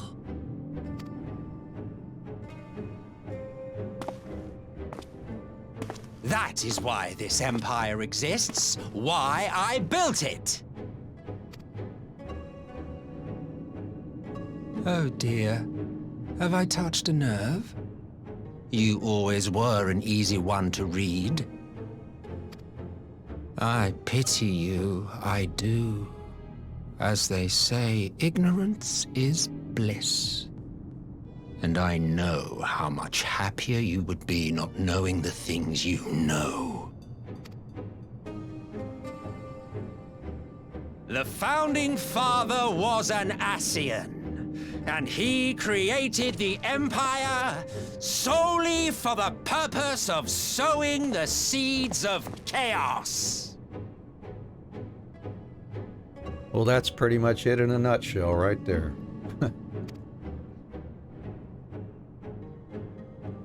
Don't take it personally. I merely do my duty. To bring about a calamity requires no small amount of power. And there is no surer way to obtain such power than by collecting powerful pawns.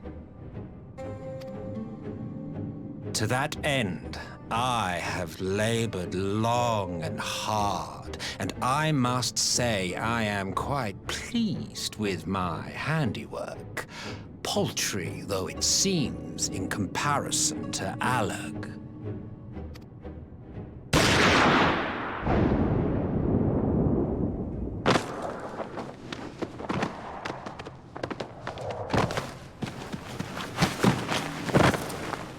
You fiends are overfond of your own voices.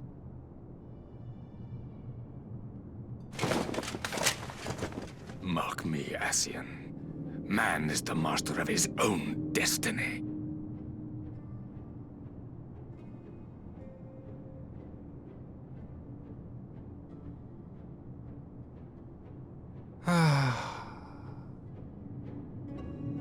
Such a waste of time and energy, both yours and mine.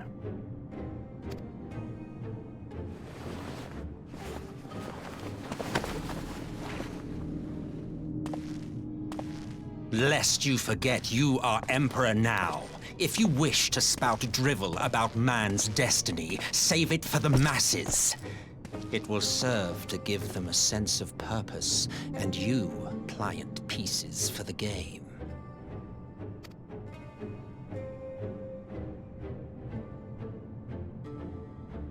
Oh, do stop sulking, boy. You, of all people, should understand. Ours is a struggle to restore both mankind and the world to their rightful state.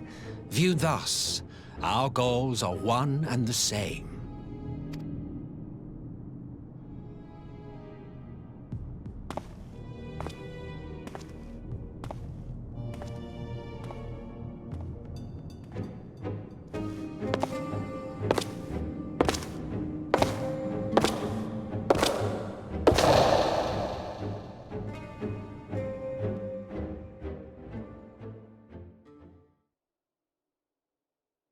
Meanwhile, at a resistance encampment somewhere in the Empire.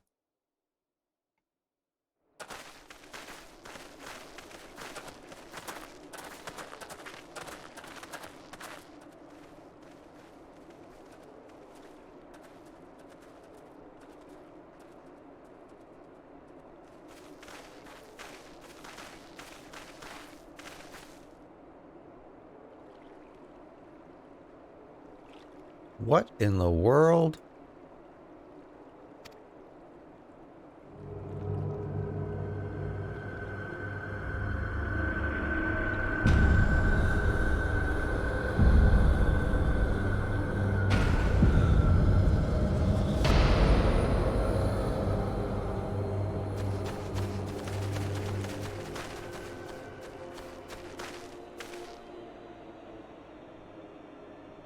Dead.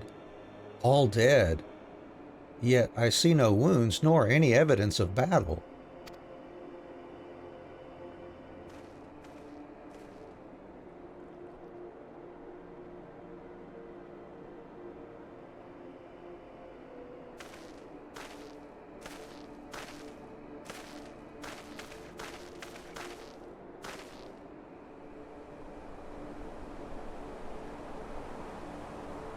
Damn them. They finally used it.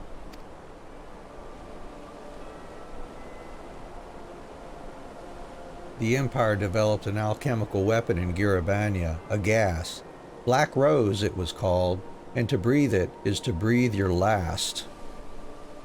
Hey, Blitz, welcome. Good to see you here. How are you doing today? We are getting closer and closer to the end of all the Stormblood patches here. We've got the introductory events that lead us into the next release, but still in Stormblood. Not too bad. Got off work. Thought you'd stop by. Well, thank you for that. Yeah, appreciate you thinking about us and stopping in here.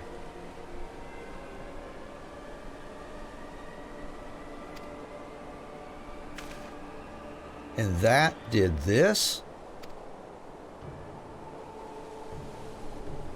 I thought the project abandoned and its vile fruit destroyed, but naught else could have wrought such an atrocity.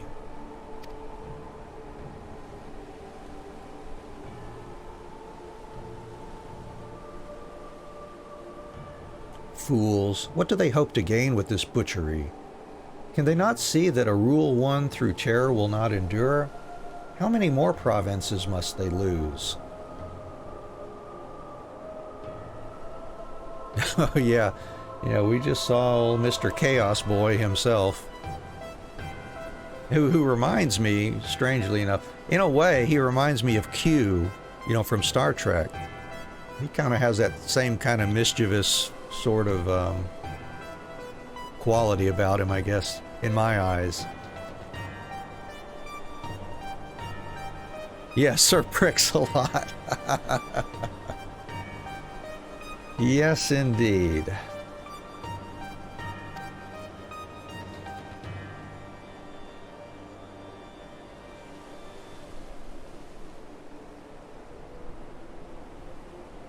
Nay, wait. This is not the work of men, but monsters. The Ascians. It cannot be a coincidence that their trail led us here. Their objective was never to rule, but to sow strife and discord.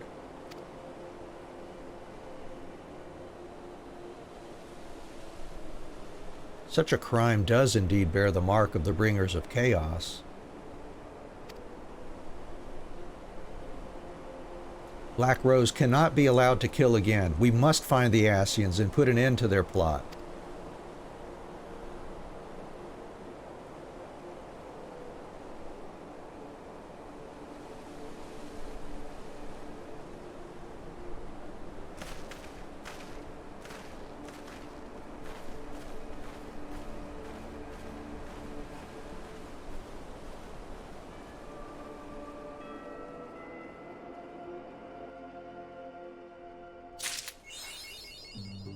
History of Violet. I wonder, I've never looked and never seen one, but I wish we could make a character model that looked like Gaius more.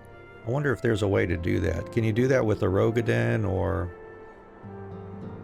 some kind of Hume character? That would be interesting to play with that.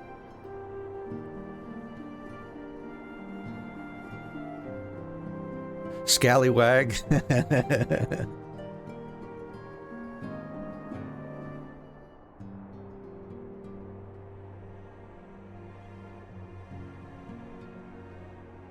Yeah, I may have to play around with the character generator some more. I wouldn't mind making one that has kind of that Gaius look to him.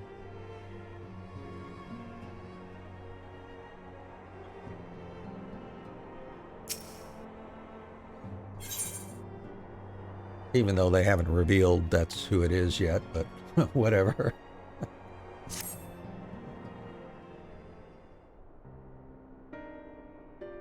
I'm glad you've come, though I'm afraid there's little in the way of good news. Oh, okay, Highlander. Well, yeah, other than the third eye thing. They don't have a fashion item for that, for head, do they? I haven't seen any anyways.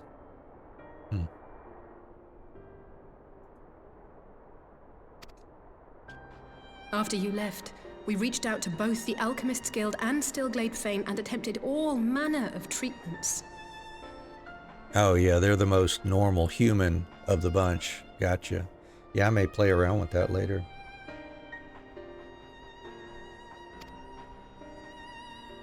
But the results were always the same. Whatever the answer is, it's not alchemy or conjuring. Why did it have to be Y'shtola and Urianger and not me? Out of all of us, they are the ones who could feasibly have solved this puzzle. And Elfino's still missing. God, it's all going wrong. Where do we even start? A grave situation indeed. Might I be of some assistance?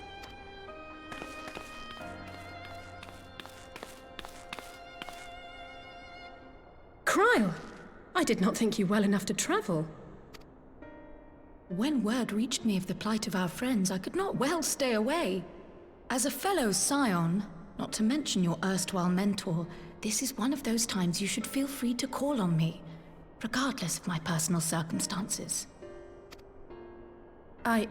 Yes, I should have thought of that. Thank you for coming, Kryle. We would welcome your insight. And I should be happy to provide it. Now, what's this I hear about Alphino heading into Imperial territory? That boy always did have some funny ideas. Do you remember the speech he gave when he was accepted to the Studium?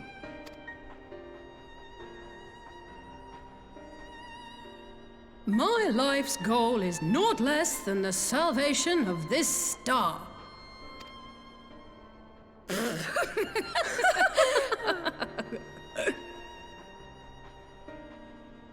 That particular grand pronouncement has been a source of great embarrassment to him, as you know.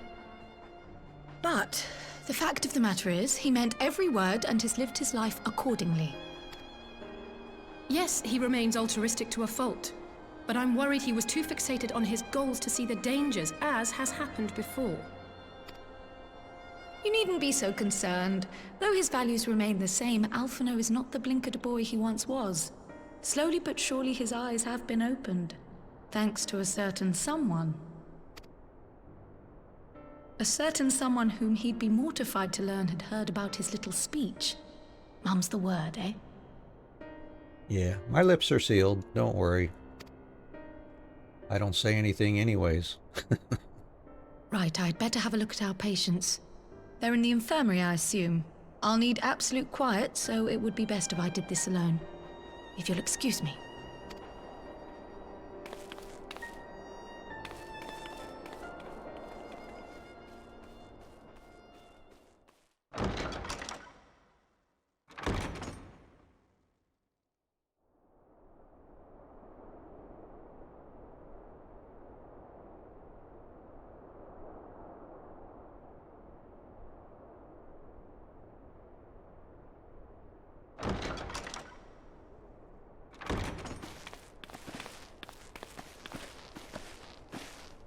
All three are in fine physical health. At a glance, I would say they were merely sound asleep. Except for the fact that I couldn't sense the slightest trace of them in their bodies. It's as if their souls have taken leave of their physical forms. Ah, yes. The Elder Seedseer made a similar observation.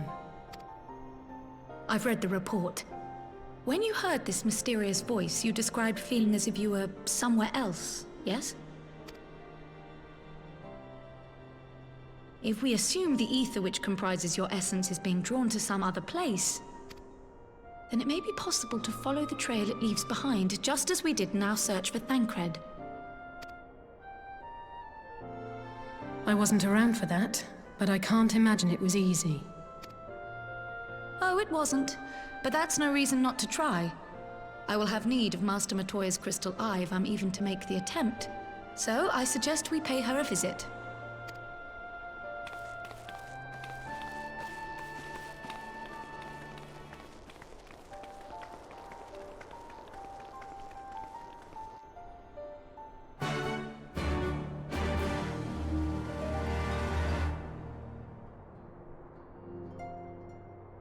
Well, I need to take just a very short break. It will just take me a few minutes here, but we'll be right back. Thanks for hanging in there with us.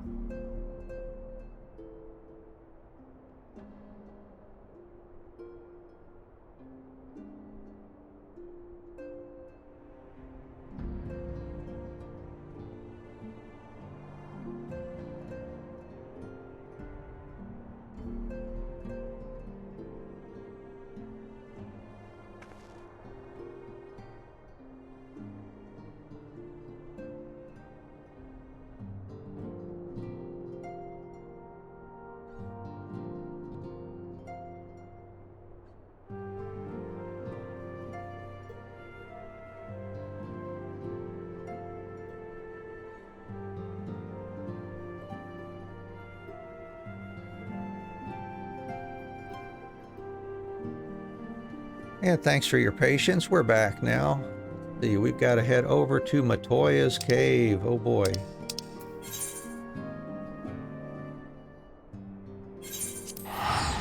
Oh, thanks, Lily. Appreciate that.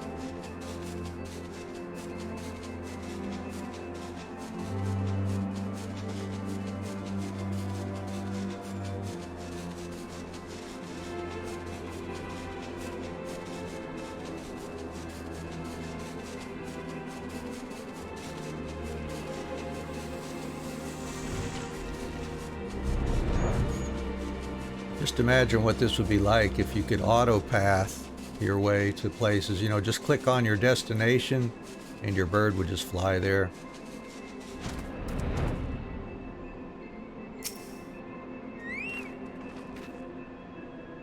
I'd heard Master Matoya was something of a recluse, but this seems extreme. Still, I'll happily overlook her eccentricities if she agrees to help us.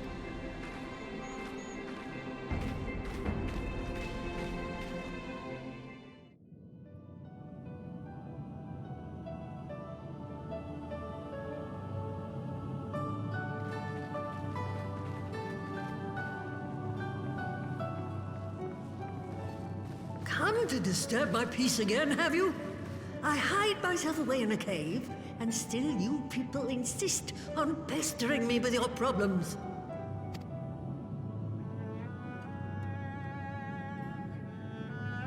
Oh, I mistook you for young what's-his-name, but I see now you're the sister. Weren't you supposed to be the lively one? I've seen happier faces at a rain-sodden burial. I think that would be really hard with flying, considering all the possible obstacles. Yeah, I'm sure it would be. Maybe ground travel, it would be easier, like they obviously can do it in some games for that, but yeah, the flying might be a bit difficult.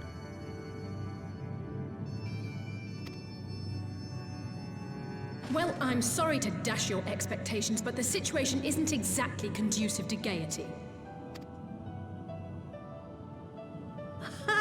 That's more like it. Stoller used to spit and hiss like a wildcat too. Better for a young thing like you to be filled with fire and leave the doom and gloom to your elders. Yeah, let us old folks worry about the doom and gloom part of things. Now, what exactly does this tragic situation of yours have to do with me? If I may, Master Matoya, we have need of your crystal eye once more.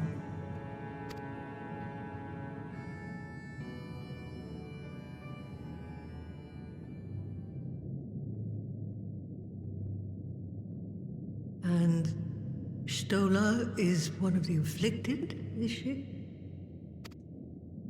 Very well. She may be an ungrateful stray, but she's my ungrateful stray, and I'll not see her buried before I am.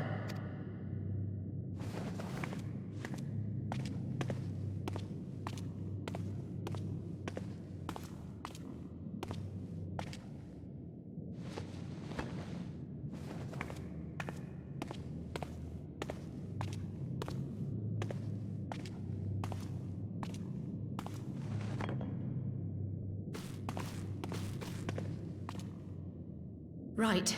Let us see what we can see. Oh, Black Desert Online. You just select your destination. Walk, swim, ride.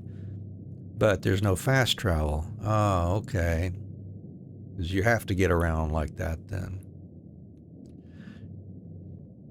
Oh, well, I'm curious. I wonder if anybody's ever played through 14 here, like as a challenge where you can only travel, land or flying or whatever. You can't use the etherites, just have to travel through all the zones, something like that. That would take a while, wouldn't it? I'll begin from where our friends first fell and cast my senses out from there. Yeah, it does sound painful.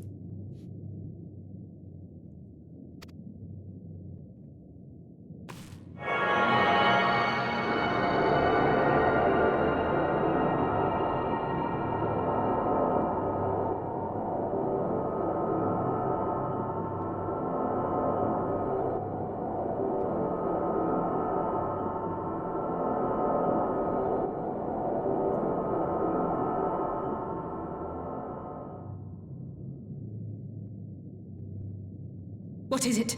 Did you find them? Although, come to think of it, when 1.0 was out, I remember my first character I started was a Lalafell in Gridania, and I remember spending time just trying to run down to Ul'dah from from Gridania. Can't remember if I ever made it all the way down there or not, to be honest with you. But yeah, it was just a bunch of running that I did in that game.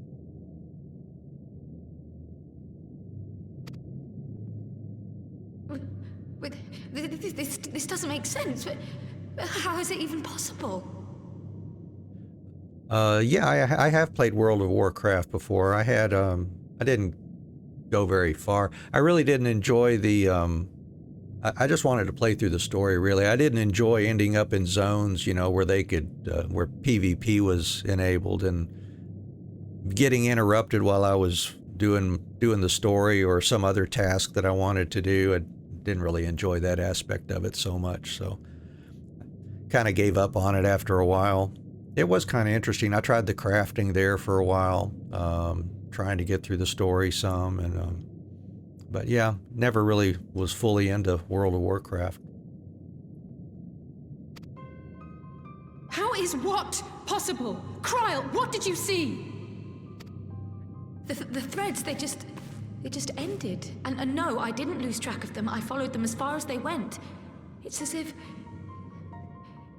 they were cut off. Could the ether have dissipated? If it had, oh gods! Their bodies are just husks. It's like the Broodmother's daughter all over again.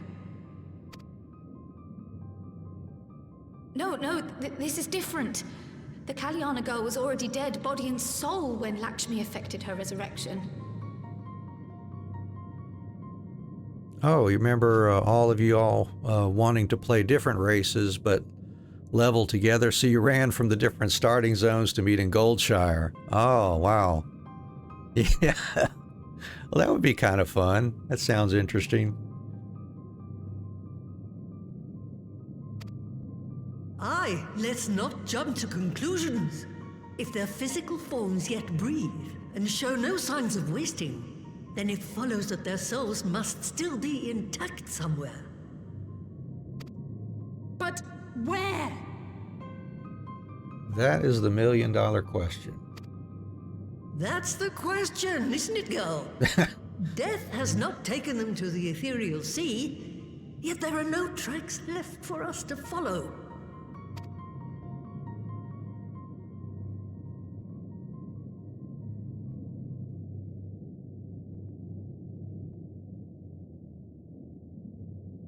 We're no closer to an answer than when we started. But knowing their souls are still out there is progress of a sort. We just have to keep looking. Pray, excuse me a moment. Yes? I remember, but... What, to Alamigo? We're on our way. That was Lee's. Apparently, a group of Populares have defected to Alamigo, and Maxima, the envoy Alphino left with, is one of them. Awesome. I'm sorry. I realize we've barely begun here, but... Go, child, go! You've made up your mind, and life's too short for dithering.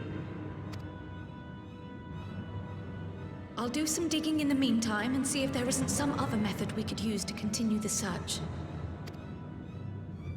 Let's be off then.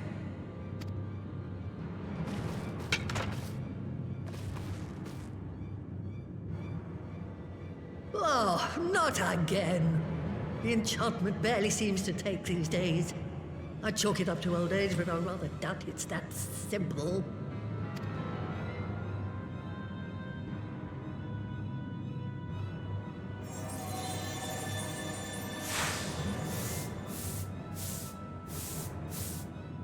Before they took ill, Y'shtola and Urianger were sharing notes on a thinning of the ether. It seems to be happening all over. Does it now? And here I was, all set to blame my woes on that creaking mountain of refuse clogging up the Thaliac. I fear something has gone awry. Still, there's naught to be gained from starting in shadows. You can only do what can be done, and that but one thing at a time.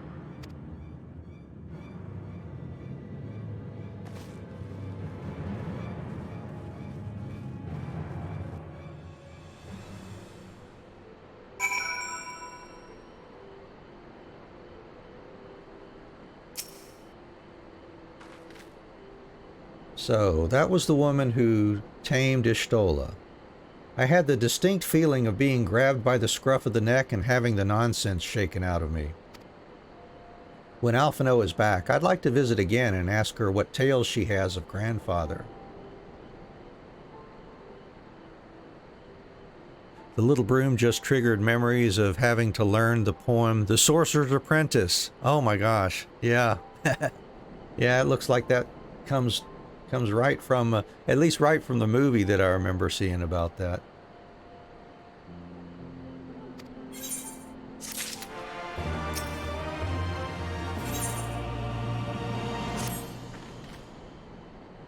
I almost can't bear to hear what Maxima has to tell us.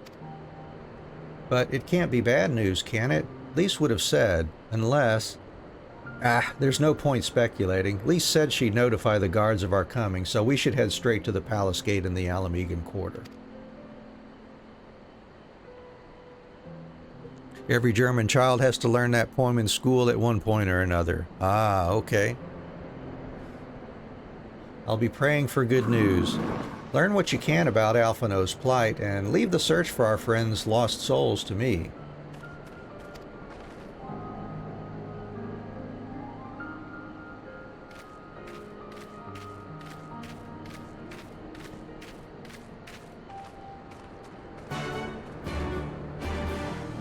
Alright, off to the Alamegan Quarter.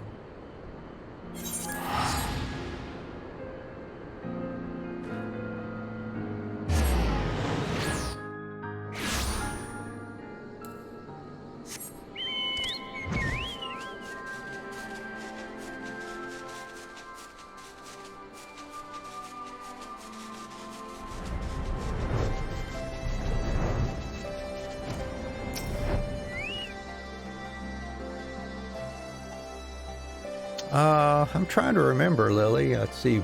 I don't know about these days. I'm trying to remember back when I was in school. We had to memorize a lot of stuff. I really don't recall. I'm guessing we probably did maybe a time or two, but not terribly often in English class anyways.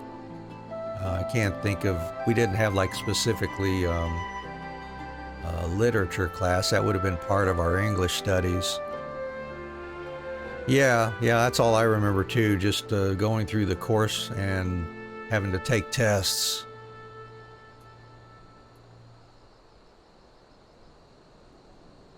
Greetings, Scions. The commander told me to expect you. Shall I show you in? Yes, you shall.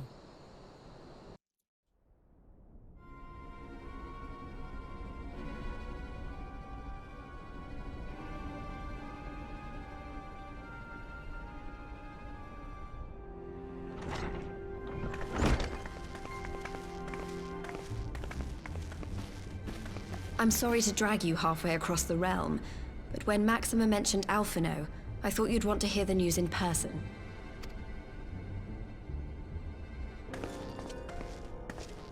Ah, we meet again. Though I was hoping our reunion would be under more auspicious circumstances. What happened to my brother? Where is Alphino? Never fear, my lady.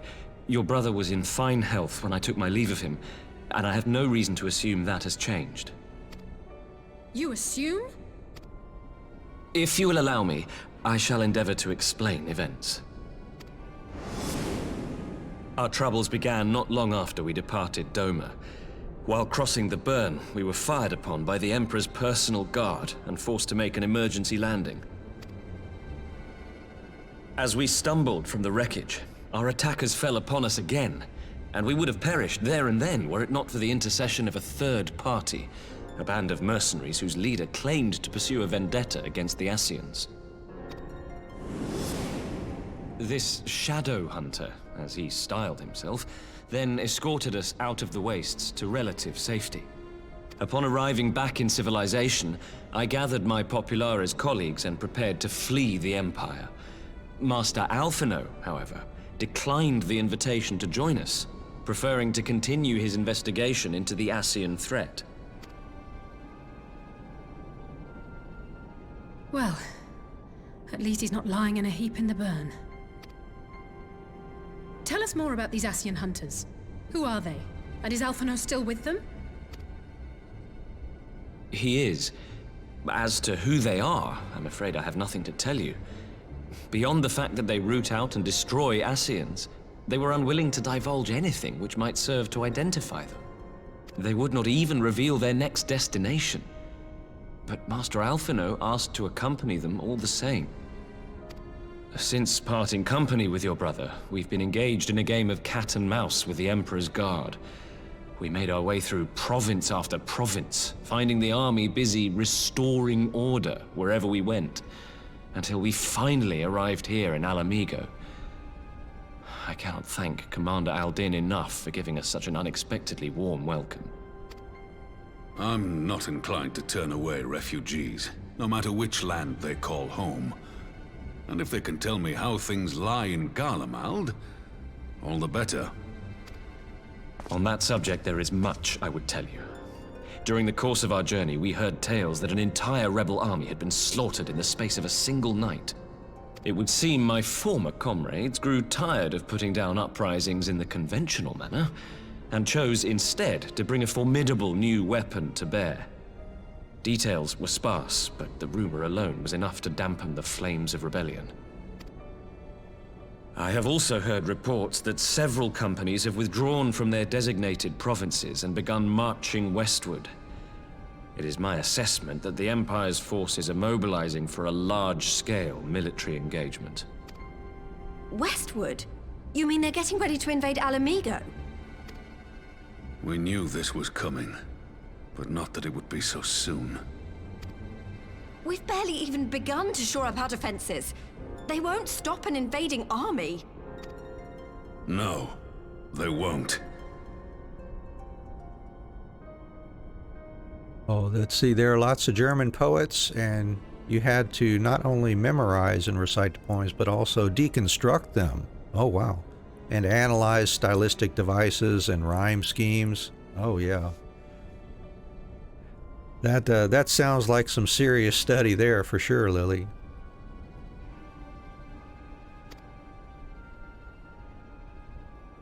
Dispatch messengers to the Alliance leadership requesting reinforcements, and send word to our officers in the field to hasten completion of those border fortifications. Prepare to meet the Imperials head on! That's just regular German lessons. Okay, gotcha.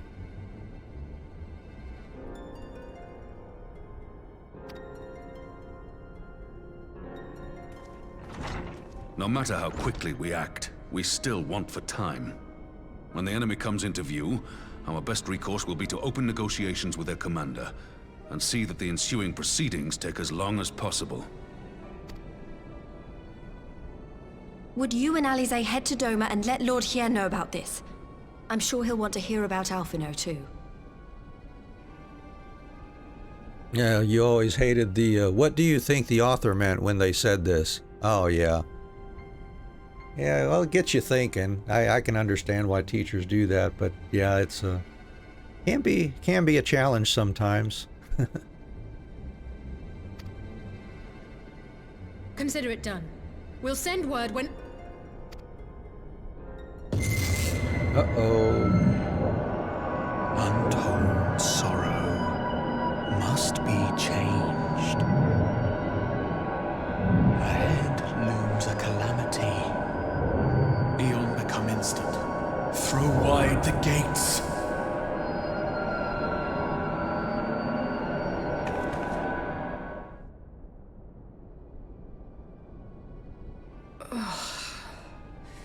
You heard it too.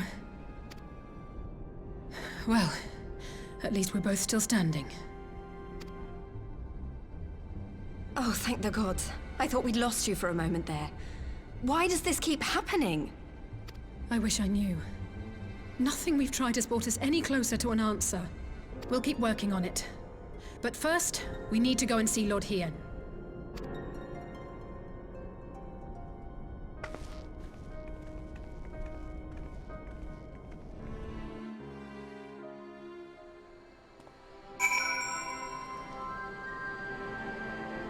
Ah, being good at making stuff up. Yeah, that could help. Very creative, I think.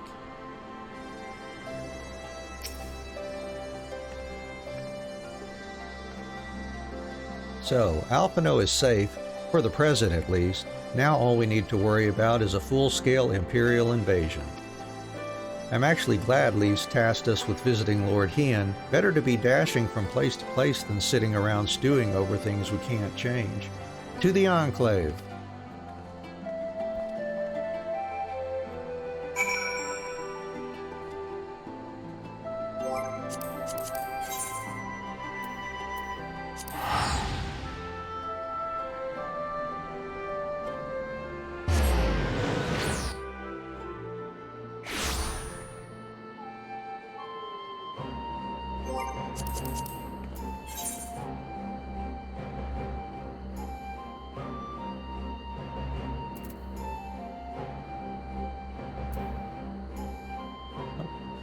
Oh well. Looking to see if I could drag a teleport to the hotbar or something. That would be kind of interesting. Just got those tickets for Vesper Bay there.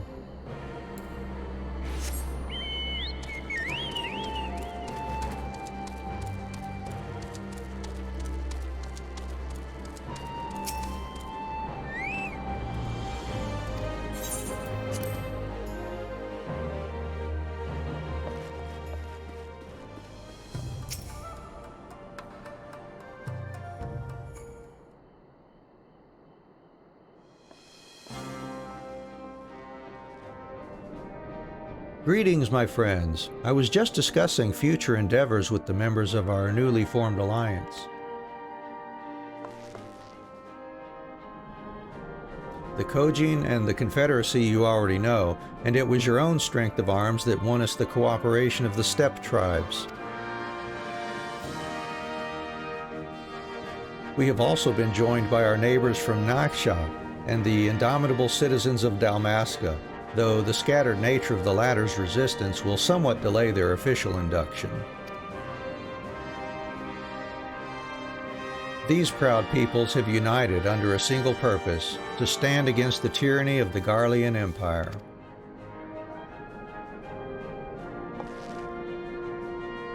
I am glad to see your alliance is coming together so swiftly. As things stand, I fear we shall soon have need of your strength.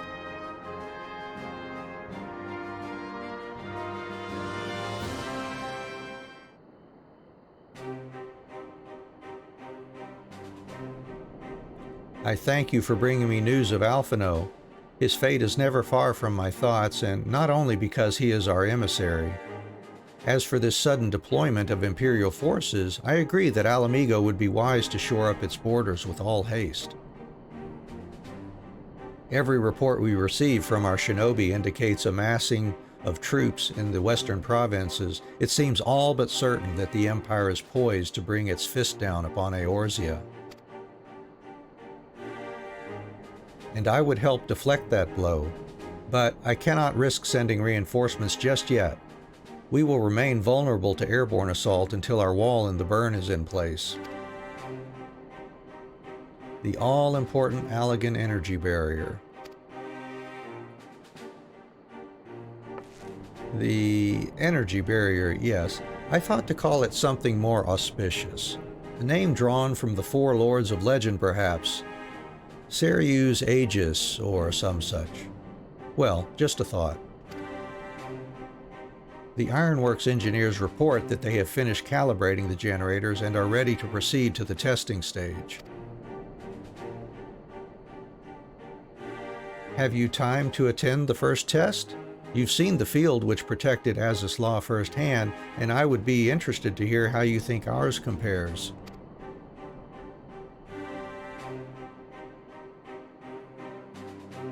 I will come too if you don't mind. Though I am no Ishtola, I may be able to offer some insight. Of course, time being of the essence, it would be best if we made directly for the burn. Yugiri, I leave you and Hakuro to bring the War Council to a close. Understood. Your mounts are saddled and ready, my lord. Wear the storms.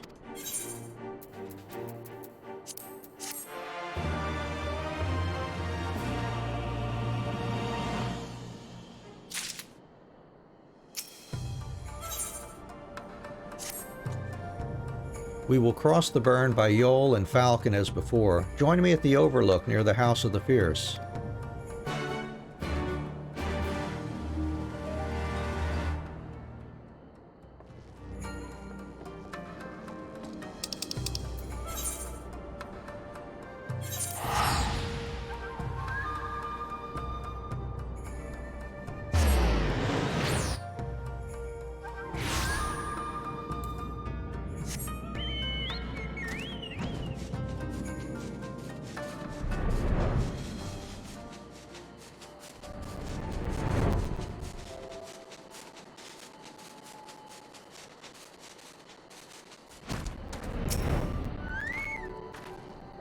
Give the word when you are ready to take wing.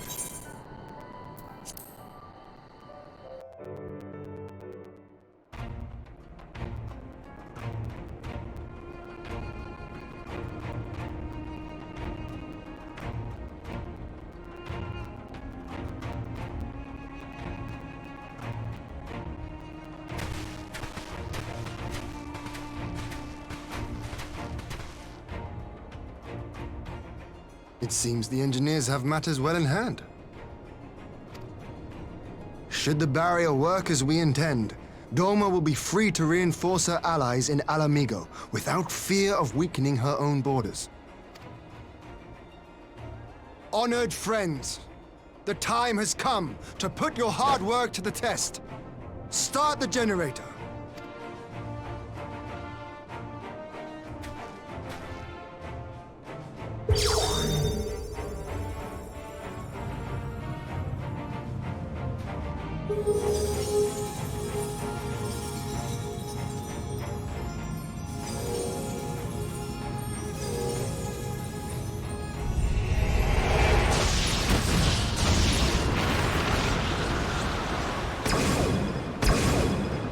Node 1 is operational. Nodes 2 to 8 are reporting similar energy levels. The barrier is forming.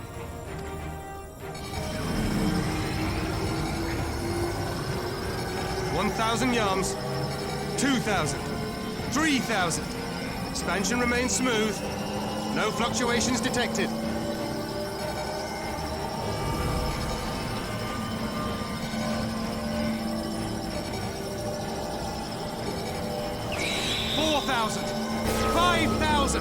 Target altitude reached.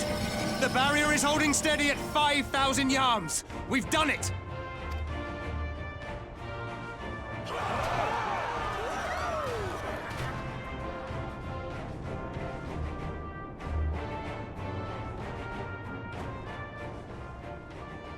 Is that an Imperial airship?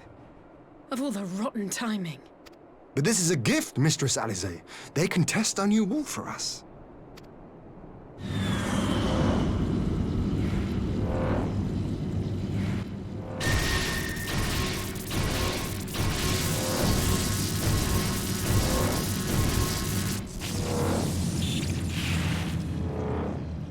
Seems solid enough, though I was hoping for a fireball.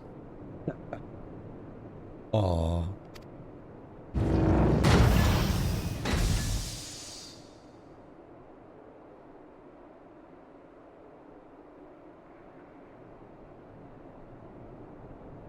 Yeah, no kidding, a boy at heart.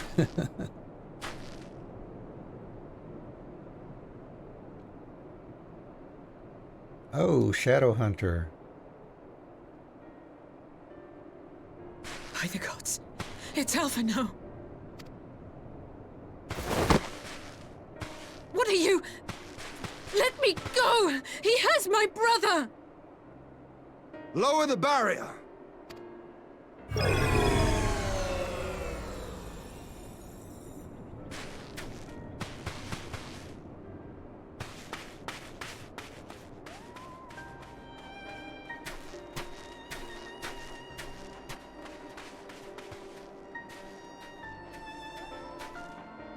Be at ease, girl. The lad is not dead, merely locked in slumber. No, not him too.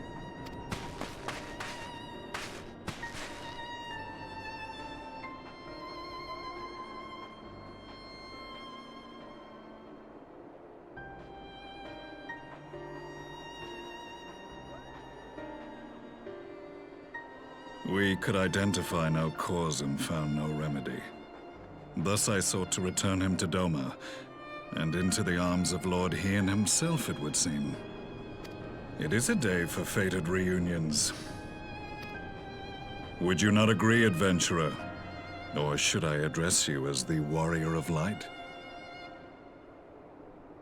Just don't go off on any more long diatribes while we do things, please.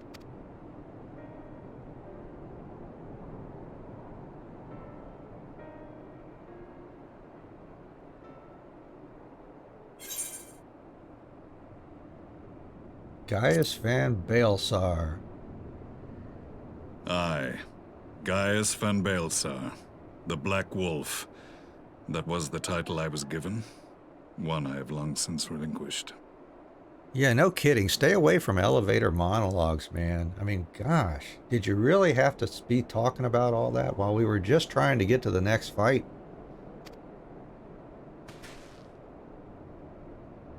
Stand down. The legatus of the 14th Imperial Legion died in Castrum Meridianum. I am no more than Gaius Baelsar, a man without rank or allegiance. Impossible! There's no way you could have survived! Do you remember how it unfolded? How I was deceived by La Habrea? How I was convinced that reviving the Ultima weapon would allow me to bring peace to Eorzea? The Ascian used me, as he used so many others, all to further the restoration of his wretched god. Yet even with the might of Alec at my command, you bested me. And as the Praetorium went up in flames, I was content to burn along with it. For a moment at least. A moment of folly. To surrender my life thus would have been to betray all who died for my cause. It was for them that I dragged myself free of the rubble, and swore vengeance on the Ascians.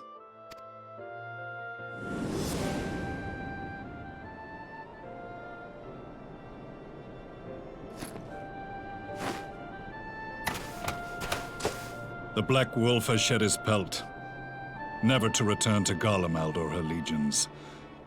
I live now only to exact revenge.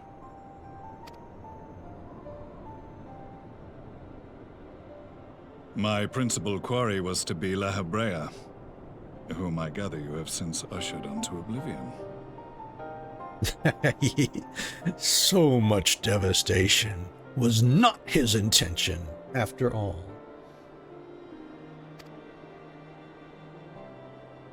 But so many more remain.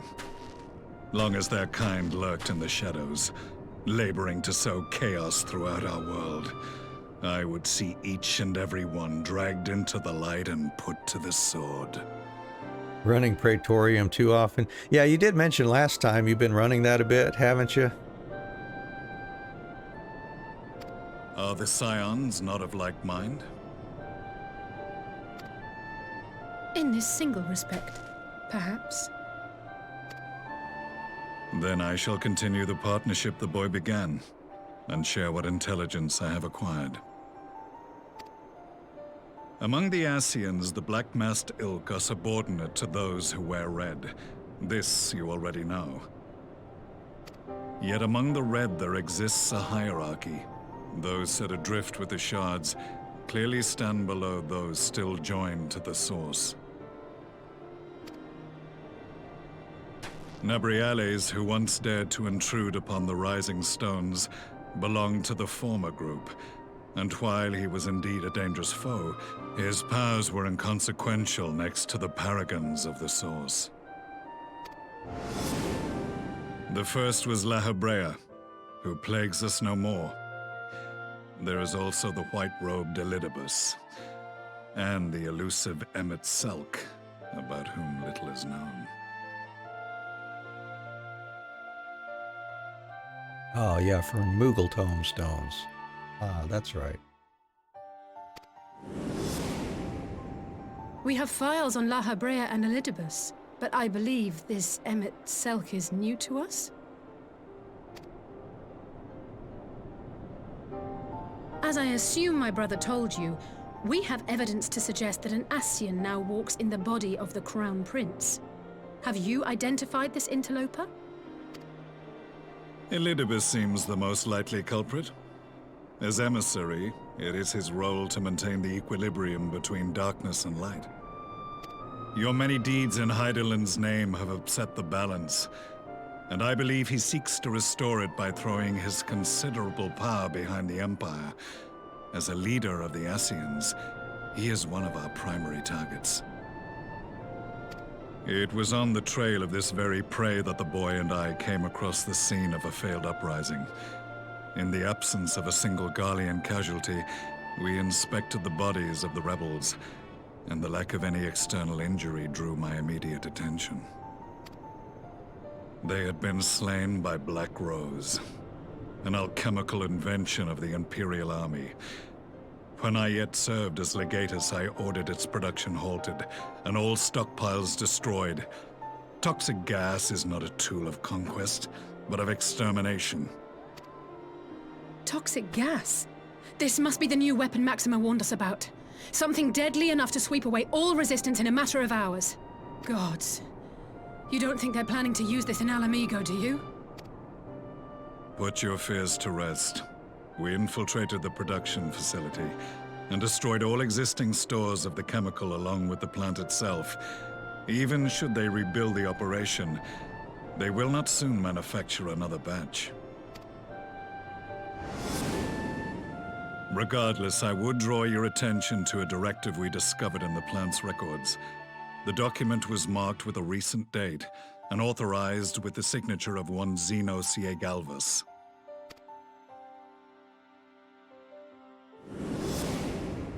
A dead man signing the death warrant for thousands. 'Tis bad comedy.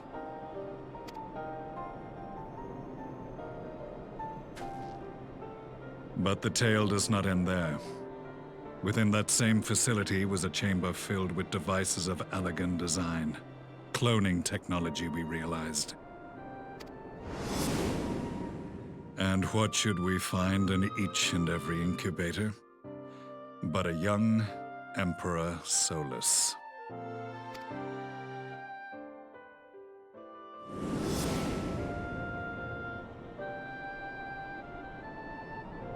All of which prompts the question, were the Ascians responsible for these abominations, or was it the will of the Emperor?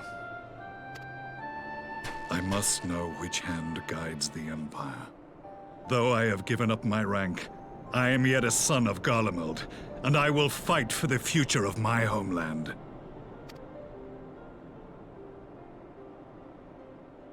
It is time I return to the hunting of shadows.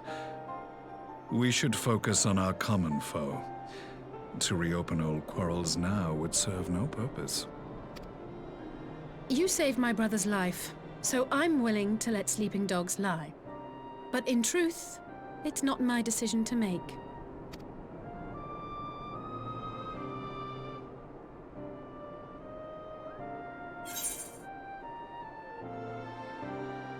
You're right. There are more important matters at hand.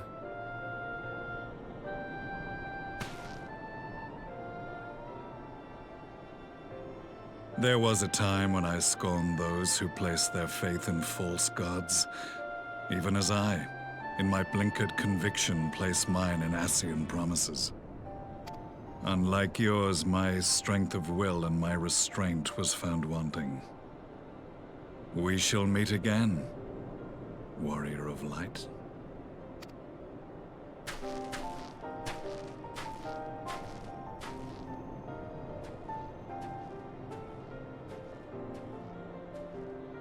So that was the infamous Black Wolf. An unexpected ally, to say the least.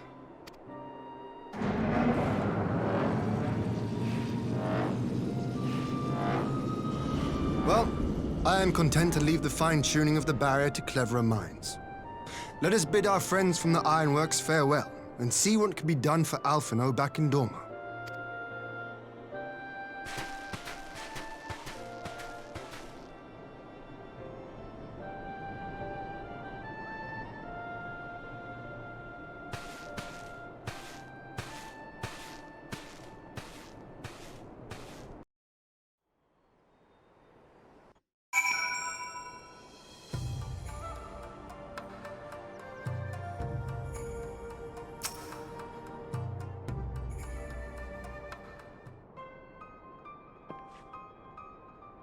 Alphino is safely ensconced in a private chamber. My finest healer is examining him as we speak.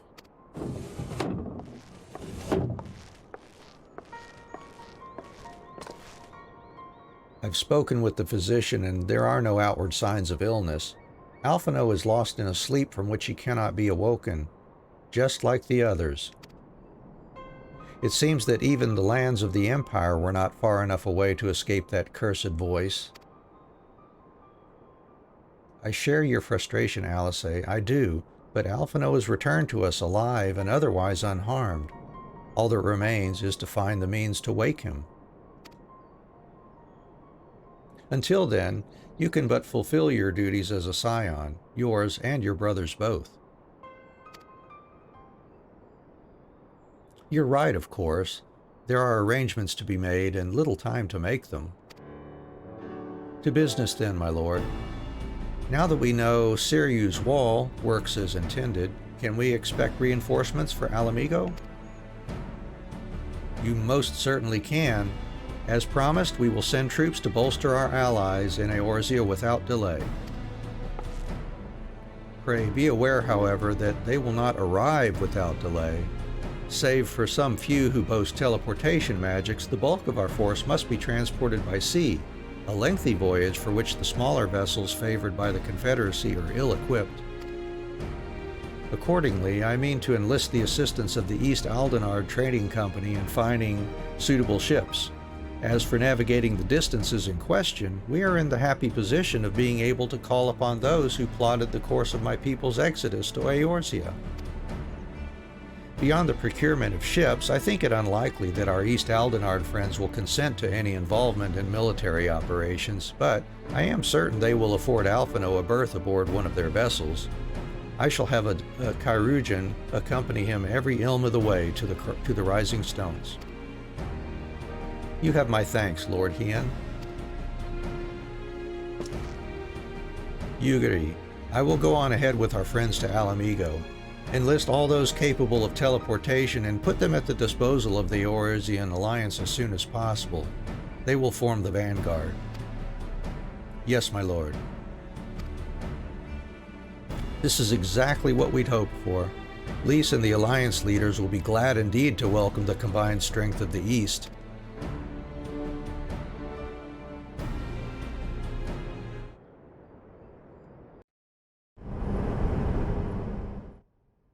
Meanwhile, at the Black Rose chemical plant.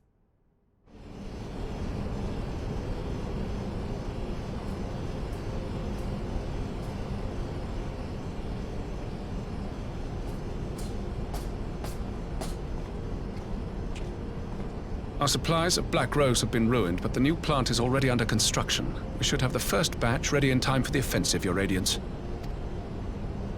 See that you do.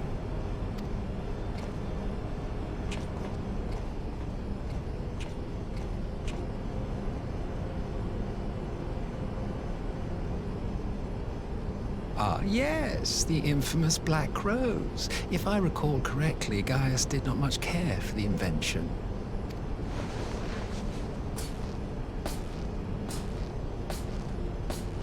A ruthless and indiscriminate weapon indeed, this airborne poison.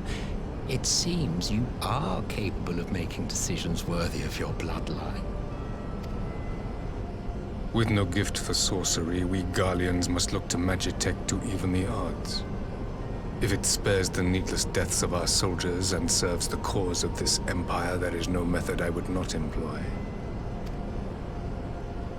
How very noble of you. Truly, though, I must commend you for embracing your role as Emperor. You play the part of the determined ruler well. Sometimes even I catch myself believing.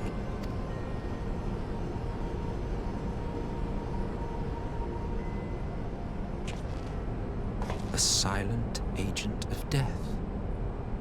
Now that I think on it, Black Rose may well possess the perfect aspect. Slowly but surely, the deluge of light has worked upon the ether here in the source, and the gas should be most susceptible to its influence. Well, I shall leave you to your own devices. Go forth and bloody the land with your grand and glorious war.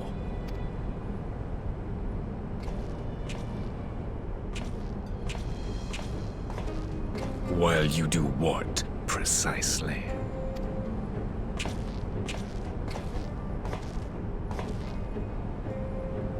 Need you ask?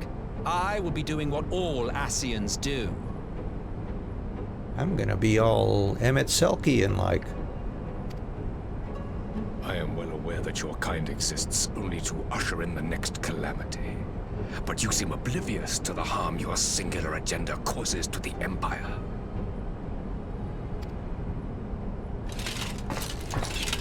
You cannot have forgotten the events which followed your mortal demise.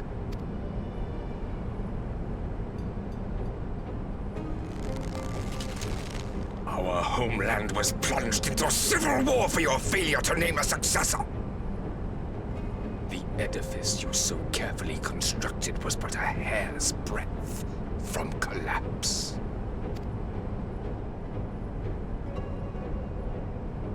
Are you truly so naive? You thought me oblivious to the consequences of a departure so painstakingly timed? It was by design? Well, of course it was. Though I will admit the resulting panic exceeded even my wildest expectations. But how can you be surprised? Throwing the world into disarray was the very purpose for which this nation was, as you say, so carefully constructed.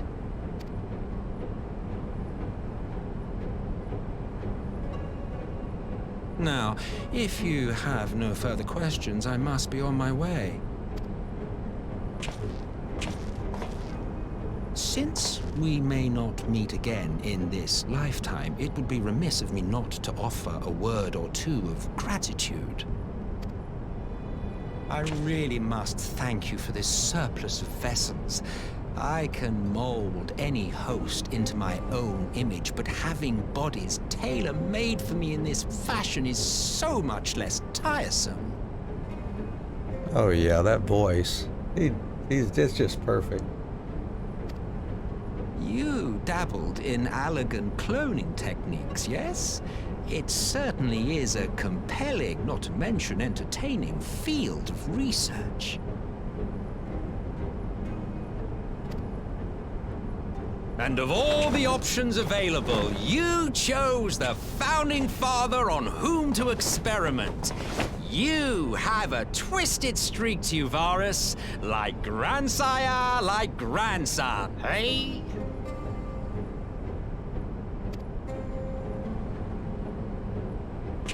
If events play out as planned, this will become something of a family enterprise. Or at least in English. I wonder what the other languages voice actors are like for the different characters here.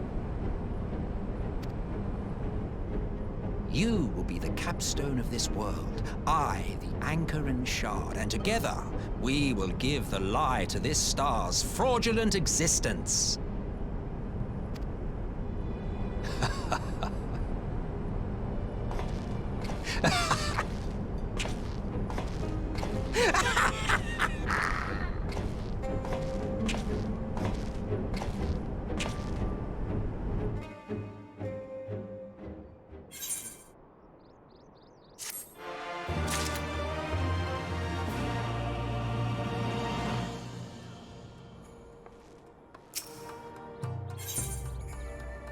All right, parley on the front lines.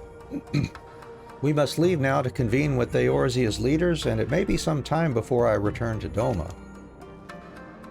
Hakuro, I leave you in command. My lord, I shall assemble an advance party with all haste and join you in Alamigo forthwith. I've just received word from Lys. The Alliance has established a base camp near Alamigo's northeastern border.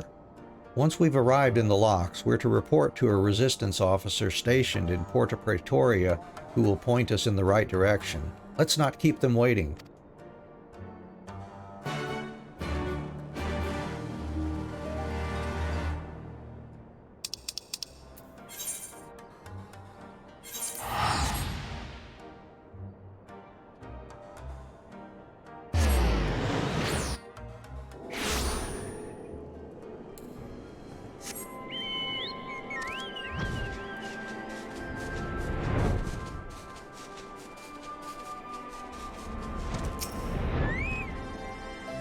Ah, you must be the Scion party I was told to look out for.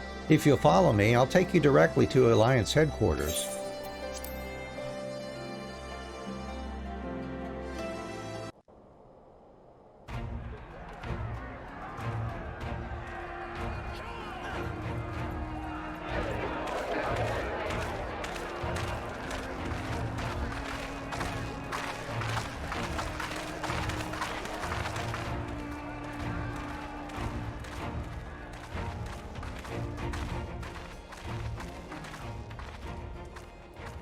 Welcome back, you two.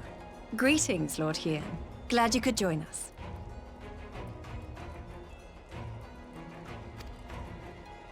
Glad to be here. I would have come sooner, were our own defense is not in question, but I am pleased to report that our soldiers are assembling for deployment to Alamigo as we speak. We're grateful for your support. Thanks to the efforts of our allies, it won't be long before we've established defensive positions on this front as well.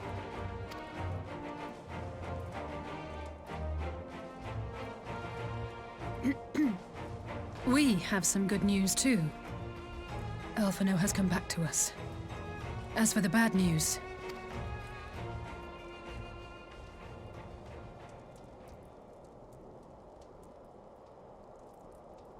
So, Alphino won't wake up. Gaius van Baelsar is alive and hunting Ascians, and the Empire is planning to poison us all with toxic gas. Does that sound about right? Ordinarily, any one of those things would have left me in shock. But the way things have been lately, it's all starting to seem pretty normal. Getting back to your report, are we sure this Black Rose is the weapon Maxima was talking about? It fits the description. And it seems we have Alphino to thank for sparing us an early demonstration of its effectiveness. I have a feeling this won't be the last time his bravery in the Empire will serve us here in Eorzea. The threat of an unknown weapon has had us all on edge. But now that we know what we're dealing with, we can take steps to defend against it. As for Gaius, I'm not sure what to think. Am I happy he's alive? Not in the slightest. Am I happy he's hunting Ascians? Aye, I'd have to say I am. Oh, speaking of Garleans you didn't expect to see, we have a tale of our own, as it happens. When we sent envoys to the Imperial Army to request talks, They returned with the message that Varys Zos Galvus would be attending. The Emperor himself. Well, Varys did sanction the Popularis peace mission. But knowing that an Ascian walks in his son's skin, I do not see how we can trust him or anyone from that nest of vipers. The Alliance would proceed with negotiations regardless, if only to give ourselves more time to prepare. We do, however, require your cooperation. Right. Yes. So, as a condition for the talks to go forward, the Empire has requested that a member of the Scions be present. There'll be a representative from each Alliance nation, of course, but I'm afraid we have to ask that you come along too.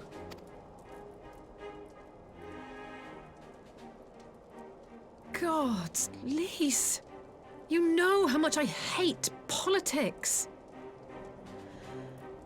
But then, what choice do I have? Alphino and the others aren't going to do it. Very well. I shall attend as the Scions' representative.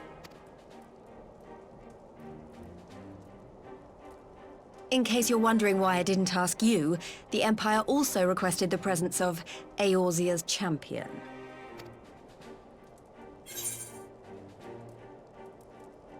I'll be there. That's settled then. We don't know what Varys means to bring to the table, or why he wants you there, but having you close at hand will make all the difference. The meeting will take place on the border. Anticipating an early assault, we mean to position the bulk of our forces nearby. The Alliance leaders should already be on their way. Once you're ready, we can head out and join them.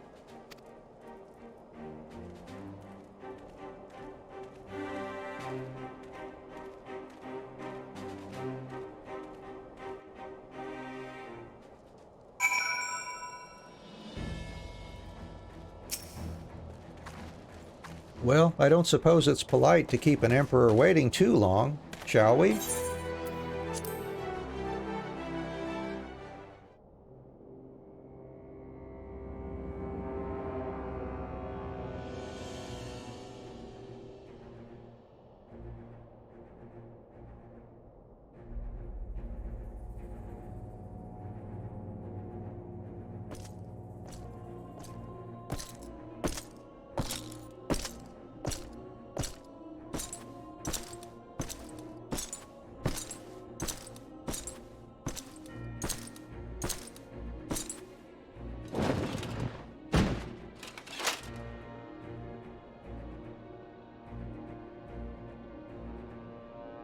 Esteemed representatives of the Eorzean Alliance, on behalf of the Garlean Empire, I thank you for inviting me here today. As this parley was convened at your request, I invite you to speak first. Very well, Your Radiance. I, Nanimo Ulnamo, 17th in the line of Ul, should be pleased to oblige you. As recent events in Alamigo and Doma have made plain, the subjugation and exploitation of neighboring nations is not a sustainable policy. Should this day end in war, you may very well defeat us, but you will never extinguish the people's desire for freedom. Though it may not be in our lifetime, there will be another revolution, another war, and the cycle will continue. Doma has entered into a concord with the nations of Eorzea, a partnership wherein we recognize one another as equals. Garlemald could be afforded similar treatment. You need only set aside your ambitions and join us in paving a path towards peace.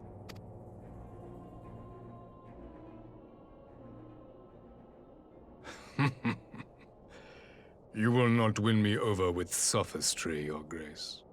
As you know only too well, this alliance lacks the strength to keep the peace within its own borders. Even now, your struggles with the Beastmen continue unabated.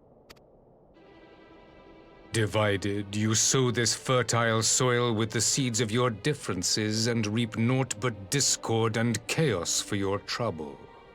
Eorzea must be united under one leader, one purpose.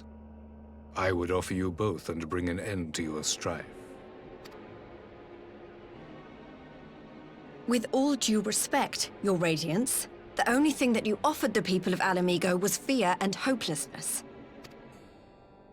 The citizens of Dorma can also attest to the meager arms of Imperial rule. There is no purpose to be found in a life of oppression, each day more uncertain than the last. Our people are willing to die for their freedom. A great many already have, and countless more will, if we don't put an end to this madness here and now.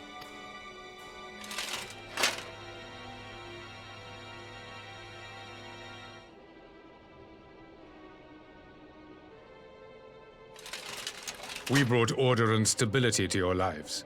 This madness and bloodshed is of your own making. You broke the peace, not Garlemald.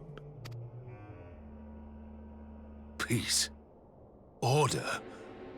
You kill our peoples, despoil our lands, take everything that is ours. And what?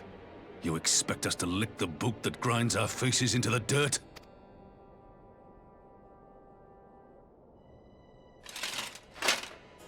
I expect you to weigh the costs. To recognize that countless lives have been lost on both sides in pursuit of a greater good, and to not squander all we have achieved in a fit of petulance.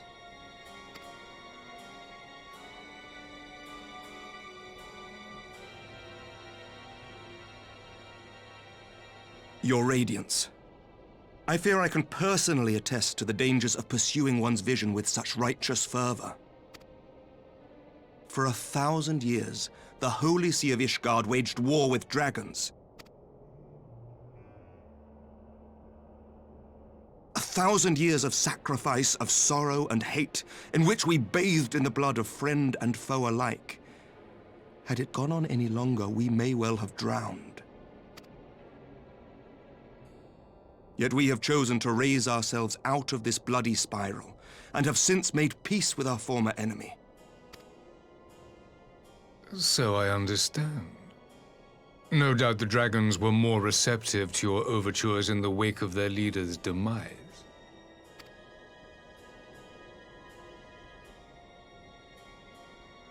You speak of peace, yet use war to achieve it. Your father would not have bothered to obscure his intent with honeyed words. He understood that strength is all that matters in the end.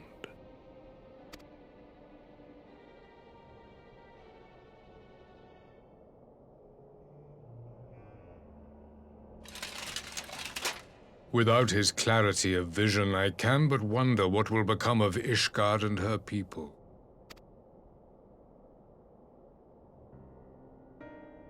There was a time when Garlemald too lacked a leader of conviction. Weak and unable to wield magic, we were at the mercy of the strong from whom we sought refuge in the bitter cold of the north.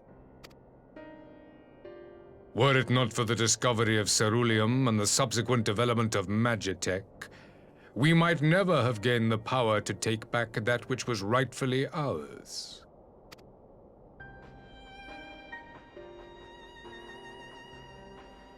You speak as if your people were the first to have been driven from their homes. Limsa Lominsa was built by wayward souls in search of a place to call their own. On the shores of Vilbrand we found it. And from those humble beginnings did we grow and flourish. And all without robbing our neighbors of their liberty.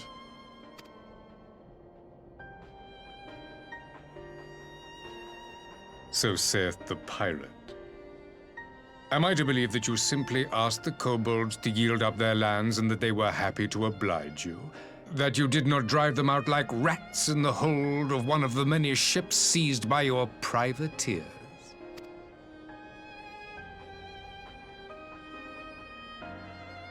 I will concede that after centuries of exile, reclamation may be mistaken for invasion. Nevertheless, it is not. And those who till stolen soil have no right to object when cast out in turn.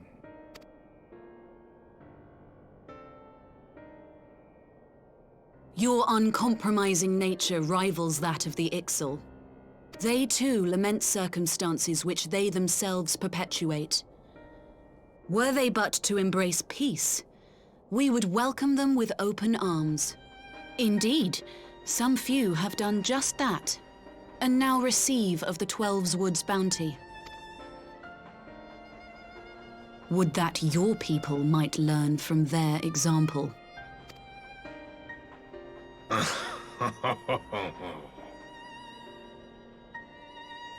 You dare compare us to the Birdmen? You who thought to invoke the 12 and threaten all of creation?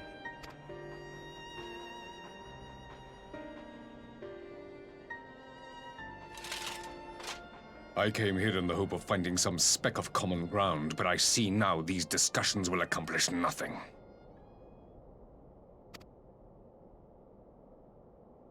Despite what you people may believe, I am not wont to choose the sword over the olive branch. 'Tis but a pity men are loath to accept one without first being shown the other.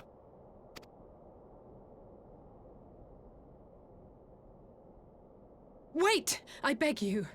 This meeting was supposed to be a chance to find a way forward together, not to bemoan the missteps which brought us here. Please. If you truly consider violence a last resort, there must be a way we can come to an agreement.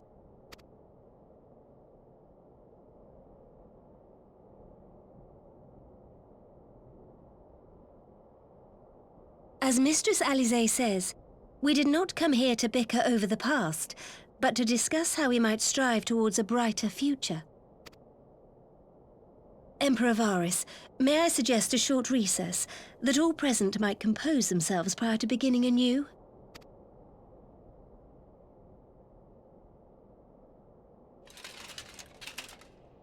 Very well. I pray this intermission will suffice to move these talks in a more constructive direction.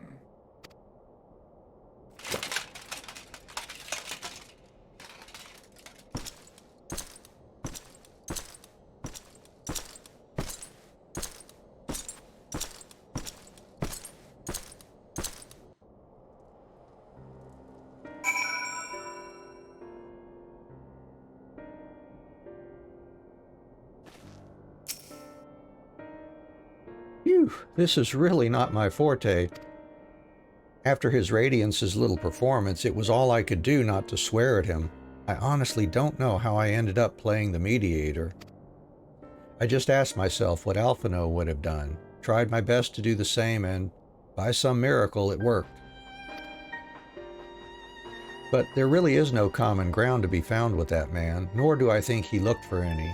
So the question becomes, what did he come here to do? Because you may be certain it wasn't to make peace. Whatever it is, I can't make it out. Not yet, at least. We do have a little time before the parley is due to reconvene, though, so why not try consulting our illustrious leaders? Mayhap they have some insight to share.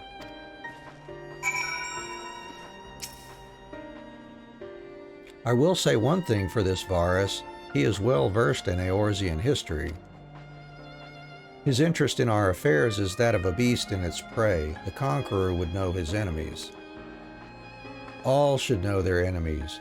Yet there is much and more we do not know of the Empire.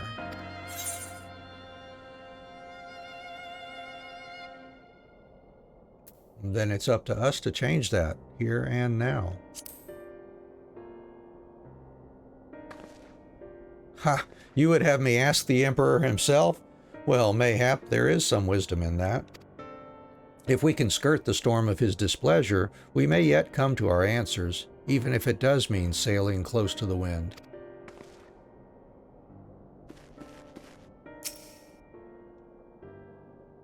12 have mercy. But for Lady Alice's timely interjection, we might well have come to blows at the negotiating table.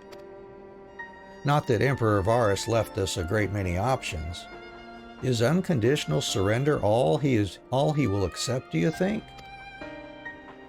Ere he arrived, I'd have said yes, but having heard him speak, I cannot help but think he came with some other end in mind. Exactly. He's building up to something. I know it. How then should we approach the rest of the parley? Have you anything to say, Warrior of Light? Invite Varus to explain himself. You believe he is more apt to reveal the truth if we put him at his ease. Mayhap you're right. Thank you, Anne.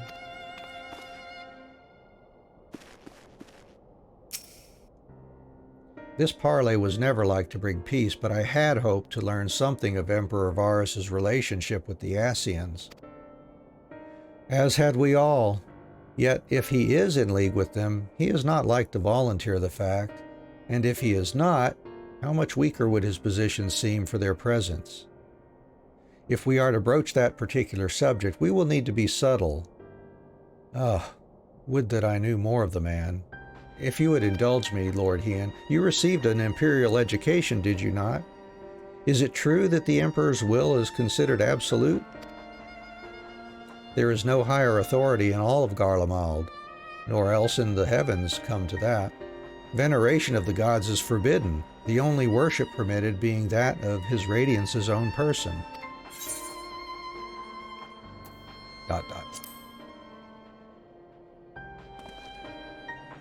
I share your disdain for this hypocrisy. Even as they denigrate the idea of faith, they revere their leader with the fervor others reserve for the divine. 'Tis a flaw common to much of the doctrine they fed us, logical on the surface perhaps, but contradictory upon closer examination. I wonder if a discussion of the various discrepancies might prompt Varus to reveal something.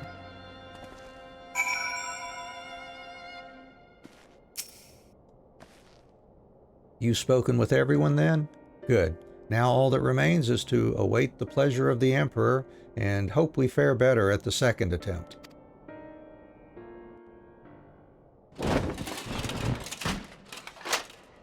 Now then, who would have the floor?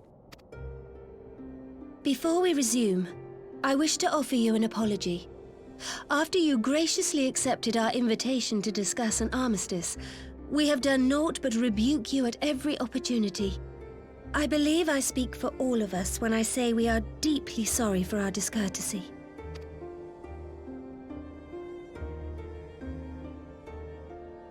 I'll admit your familiarity with our affair surprised me, and served to remind me how little I know of yours. I think all here can understand the desire to reclaim one's homeland. But why expand further? That is my question. If I may, the answer can be found in the Imperial doctrine they took great pains to impart to my people. Recognizing the threat icons posed to the world, Solus Zos Galvus decreed that they were to be eradicated.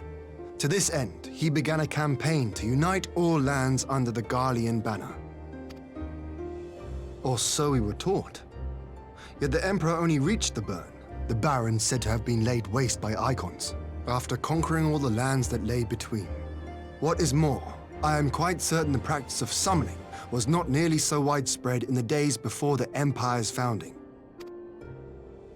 When you put it like that, it all starts to sound like an excuse, doesn't it?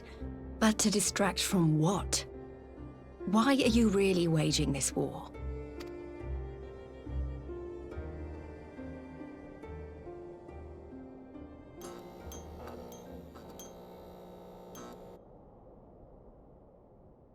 Finally, you ask the right question. I can but hope you heed mine answer and at last accept the righteousness of our cause. My goal is this: to return the world to the way it once was, the way it was always meant to be. In doing so, mankind will be made whole once more.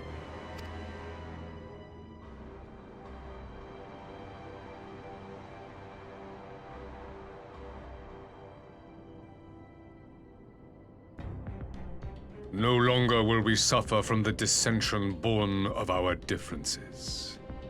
There will be but one race, a perfect race, as we were when time began. What in Rolga's name are you talking about?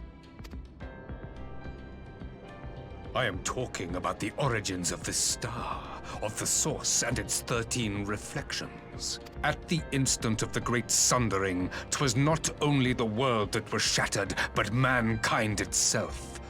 Thus were we divided into myriad races, each with its own unique imperfections.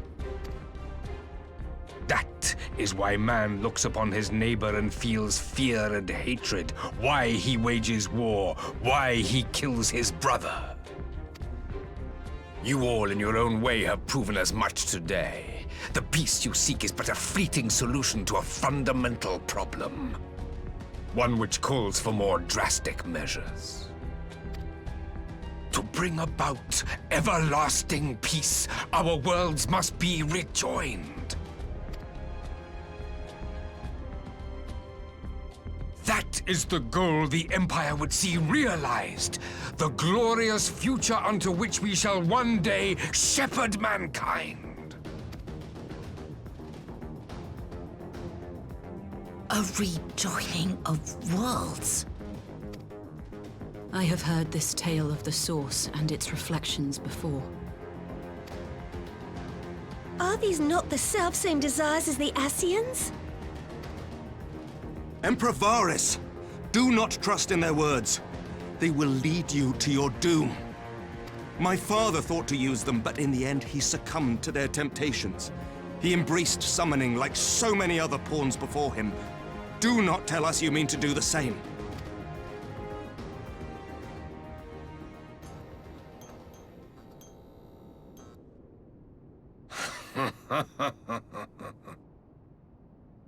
To be a pawn, free from the burden of choice, would be a blessing.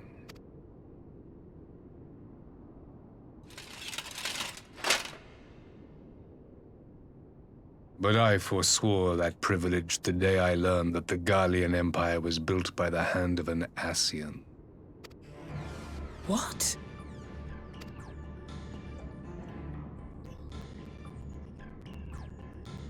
Yes. My grandsire, the former emperor, is of their number. And who better to build an empire capable of bringing about the calamitous change we... Would you condemn me for this alliance? For bowing to the will of these shadowy masters, when the prize is true and lasting peace?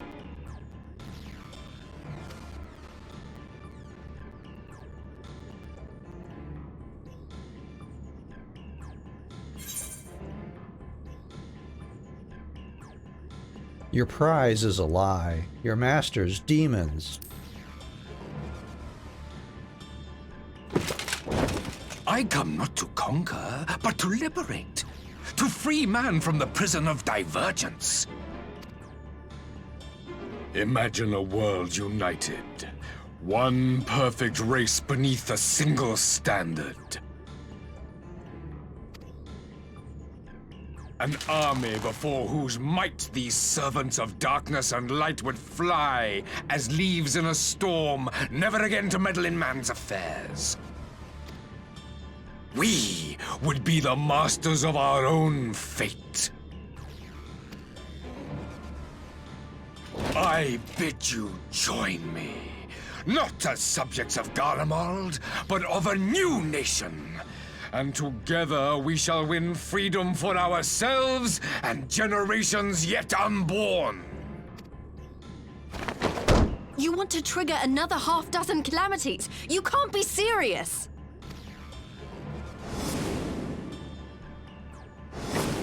Have you forgotten how many died? There will be no one left. Do you truly imagine we would aid you in your bloodletting? It It is unthinkable! Unconscionable!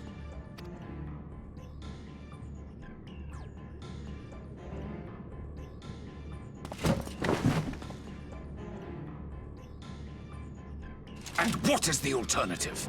To be as cattle waiting for slaughter? I would have us work together, that we might take fate into our own hands! Into your hands, perhaps. But what of the other worlds, your radiance? With every calamity, you obliterate a star and every soul that dwells on it. To the Ascians, we are all but tiny, momentary specks within an indifferent universe. We cannot hope to oppose them until we have been made whole once more.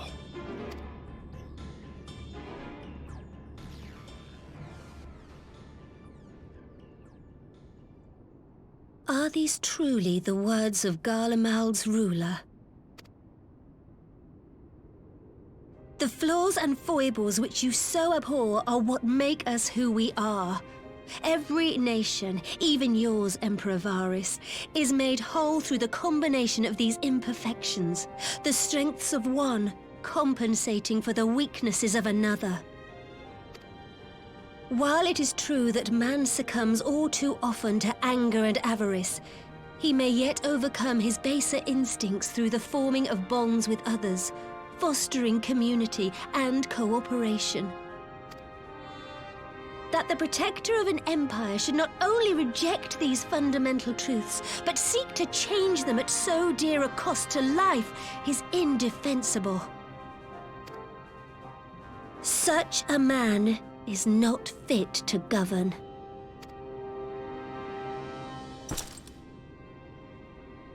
And you, warrior of light, would you refuse me as well?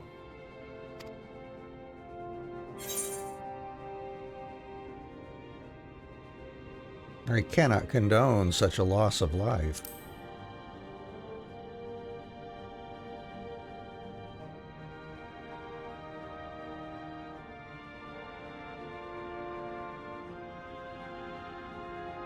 It would seem the Alliance is of one mind on this matter.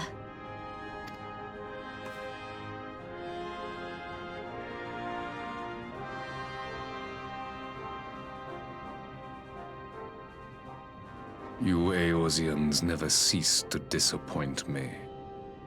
Though I suppose I have only myself to blame for expecting more from savages.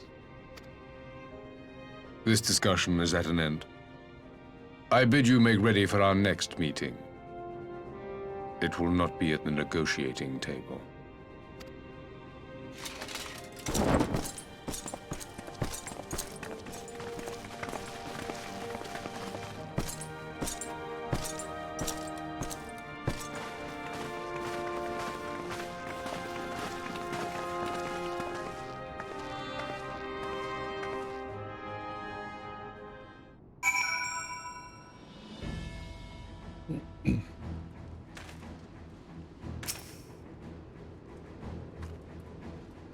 I came back to find Doma's advance party ready and waiting for battle. So, as worrying as our little chat with the Emperor was, it did buy enough time for at least some of our allies to arrive.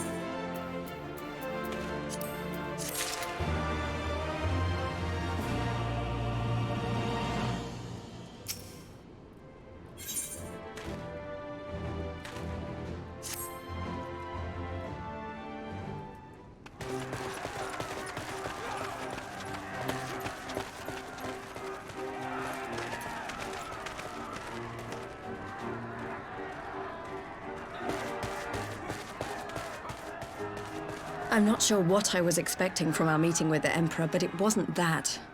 Still, at least we know now what he's really after. Aye, a future built on a mountain of bodies. I too want the Ascians dead, but not at any cost. The last of the reinforcements from Doma arrived not long ago. I pray it will be enough. Given the Emperor's stated goal, this is a battle we can ill afford to lose.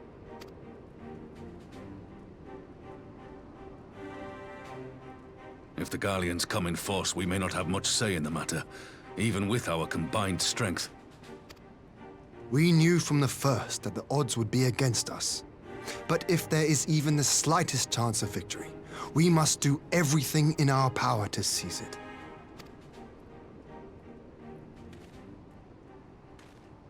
We must seize it, full stop. Here!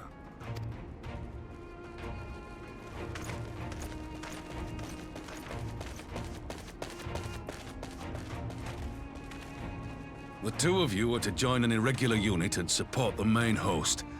I won't bother asking if you're minded to fight. After coming this far, how could I not? And for once, there's no one around to countermand me. Not that they would. Not even my brother. But we all know who really make the difference. Ready to frighten some Garleans?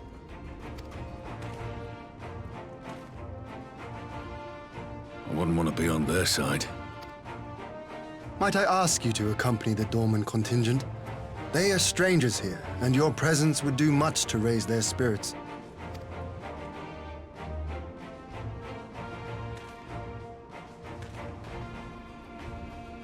We would be honored. When our people stride out with you in their midst, I dare say the Eorzeans will feel an ilm taller themselves. High spirits have a way of spreading. Ah, what I wouldn't give to join you. But my duties as field commander will not allow it. I'll leave the front lines in your capable hands.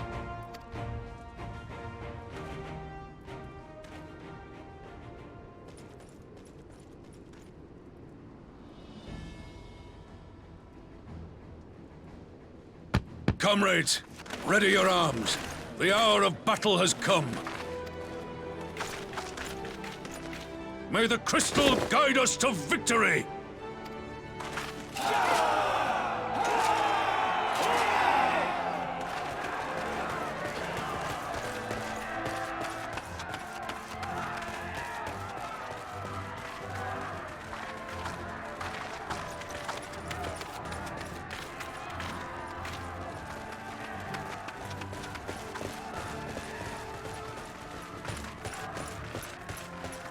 Since the others couldn't be here, we'll have to fight So he twice as calls you hard. Crystal now. If Alphinaud wakes to find the Imperials have won, I shall never hear the end of it.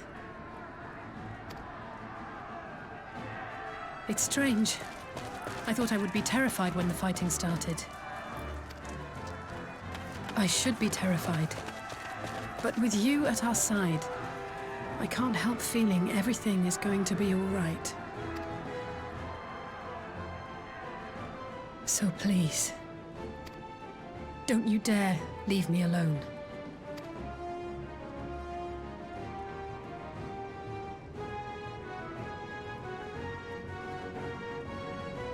No matter what happens, we have to survive together.